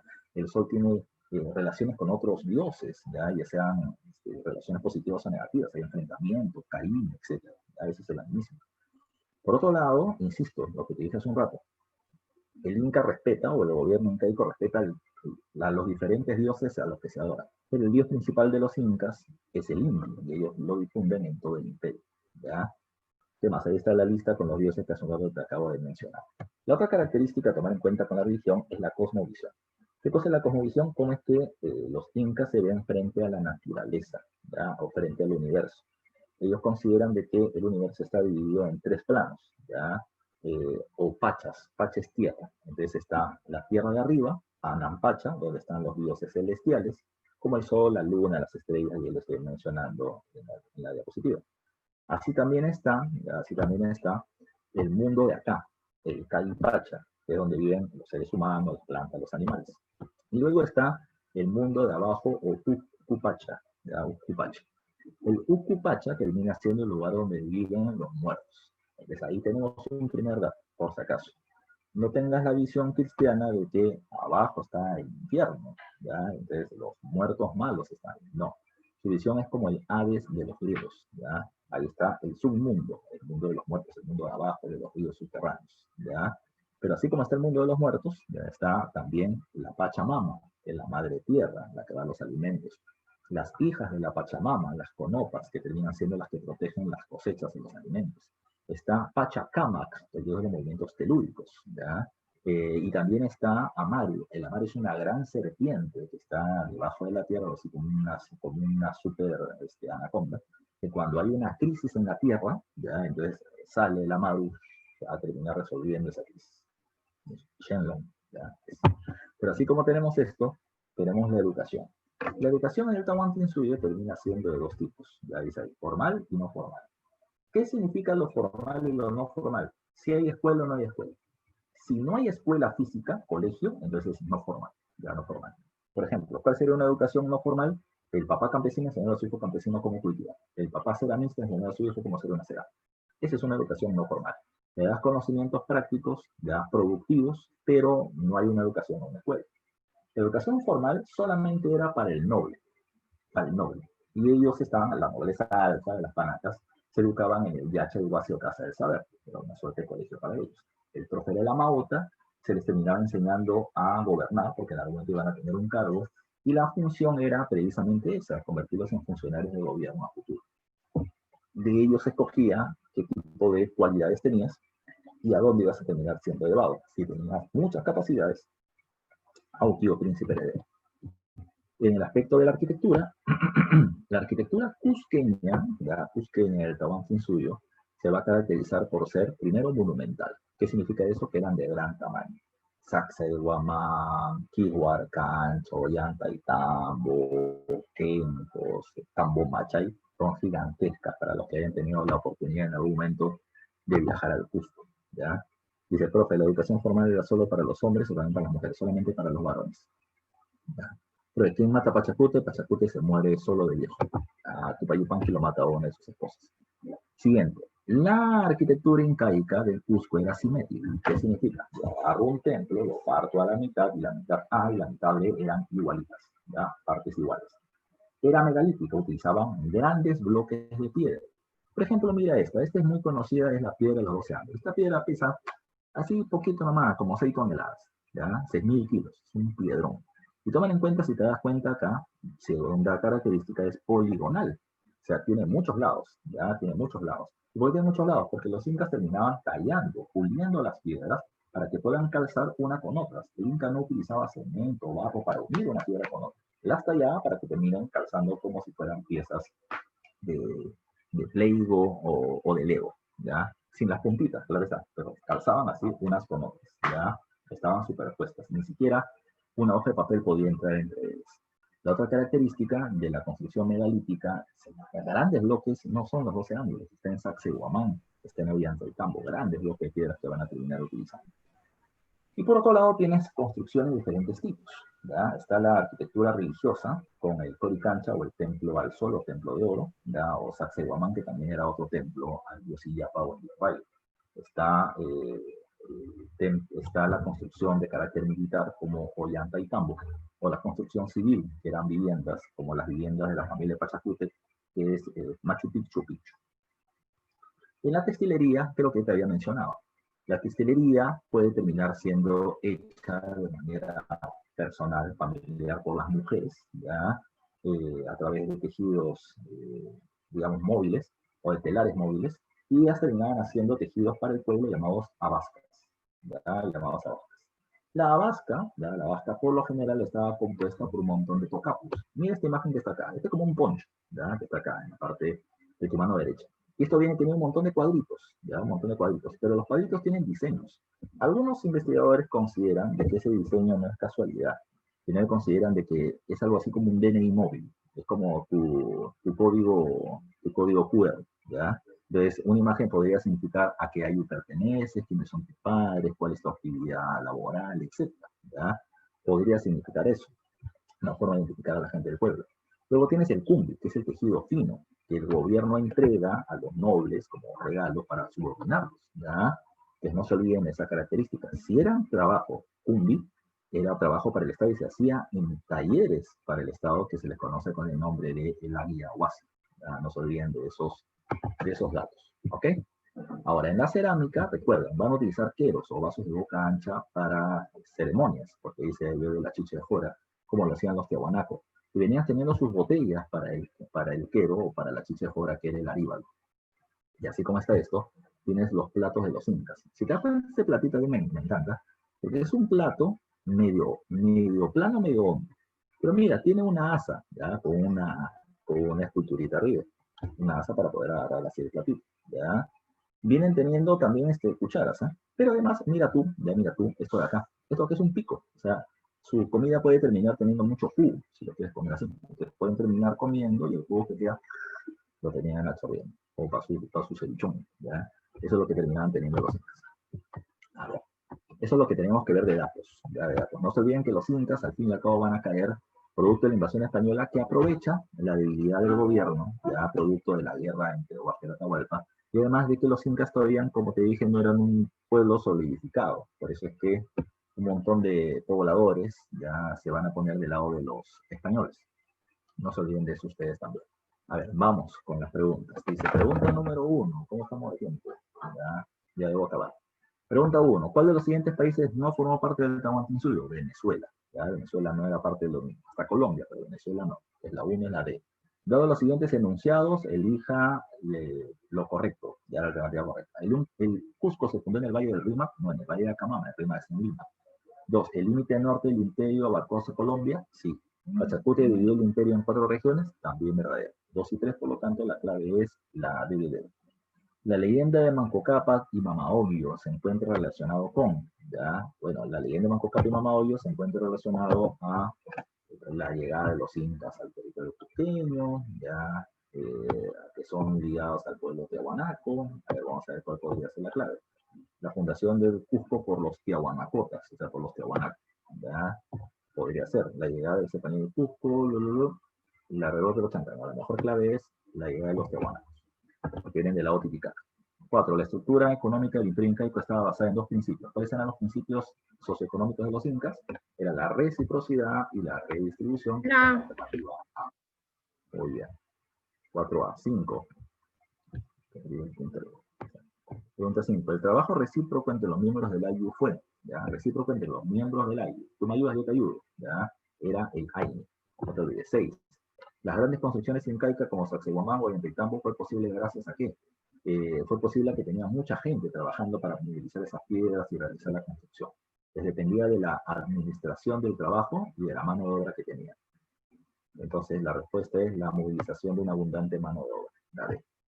7. La excelente producción y circulación de alimentos en el imperio incaico fue posible a qué? A una buena administración. Dice un buen sistema administrativo. Tú puedes tener un montón de recursos, pero si no puedes movilizarlo de un lugar a otro está complicado. Pregunta 8. El control vertical de ríos ecológicos servía para.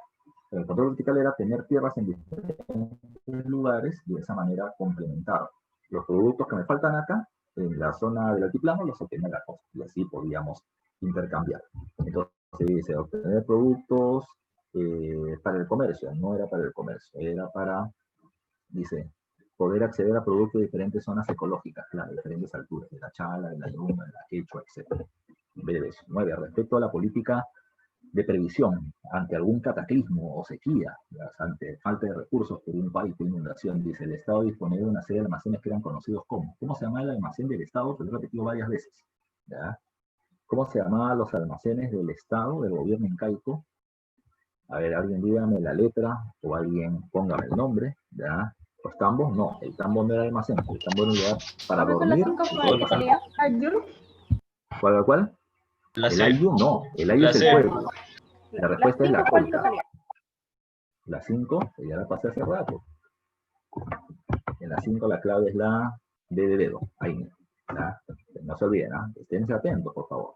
Pregunta 10. La respuesta es colca en la 9, no se olviden. ¿Eh? El almacén del pueblo es la pirgua, el almacén del Estado es la colca. La tecnología de los andenes durante el Tahuantinsuyo significó un proceso de, y respuesta es la ampliación de la frontera agrícola, porque ahora podía cultivar en las laderas de los cerros, aunque eso ya lo venían haciendo los guayos. 11. La base de la organización social. ¿Ya? La organización social. La parte más baja es el AII. ¿Ya? El AII. Ese conjunto de familias que vivían en las provincias. 12. Los grupos humanos que eran trasladados de un lugar a otro en el Tahuantinsuyo, ¿cómo se llamaba? Los que colonizaban y ocupaban otro territorio se llamaban miti. Miti más o miti. ¿Ya? 13. Durante el incanato se desarrolló una forma de trabajo que benefició a la comunidad. Si era el trabajo para beneficiar a toda la comunidad, trabajo colectivo para beneficiar al pueblo, se llamaba minca. Si era para beneficiar a una familia, si era para una familia, aine. Si era para todo el colectivo, minca. Si era para el Estado, mica. No se olviden. 14. Según la cosmovisión incaica, ¿ya? El mundo habitado por los seres vivos, o sea, donde están los humanos, ¿cómo se llamaba? Anampacha, Caipacha, Ucupacha. ¿Dónde estaban los humanos? Anampacha, Caipacha, Ucupacha. Ana es arriba, Cai es acá, Ucu es abajo. ¿Ya? ¿Dónde estaban los humanos? Caipacha. En el Caipacha. En el Caipacha. Y la última dice, la educación incaica que se impartía en el Yachaywasi, ¿ya? Se caracterizaba por enseñanza de labores manuales. No, eso era en la educación no formal. Su carácter obligatorio para Jatunrunas, no, porque era para los nobles. Estar destinada a la preparación de una élite, que son los nobles que van a gobernar, eso está mejor. Estar descentralizada en favor de la IU, no, solamente era para la nobleza. Así que la clave es la C de casa. Bueno, muchachos, eso es lo que teníamos que ver el día de hoy. La siguiente semana tenemos que ver la invasión española al Tahuantinsuyo. Así que, si pueden repasar ese tema, o por lo menos ahora repasen el tema de los incas, que es un tema importante. Ok, muchachos, nos vemos la siguiente semana.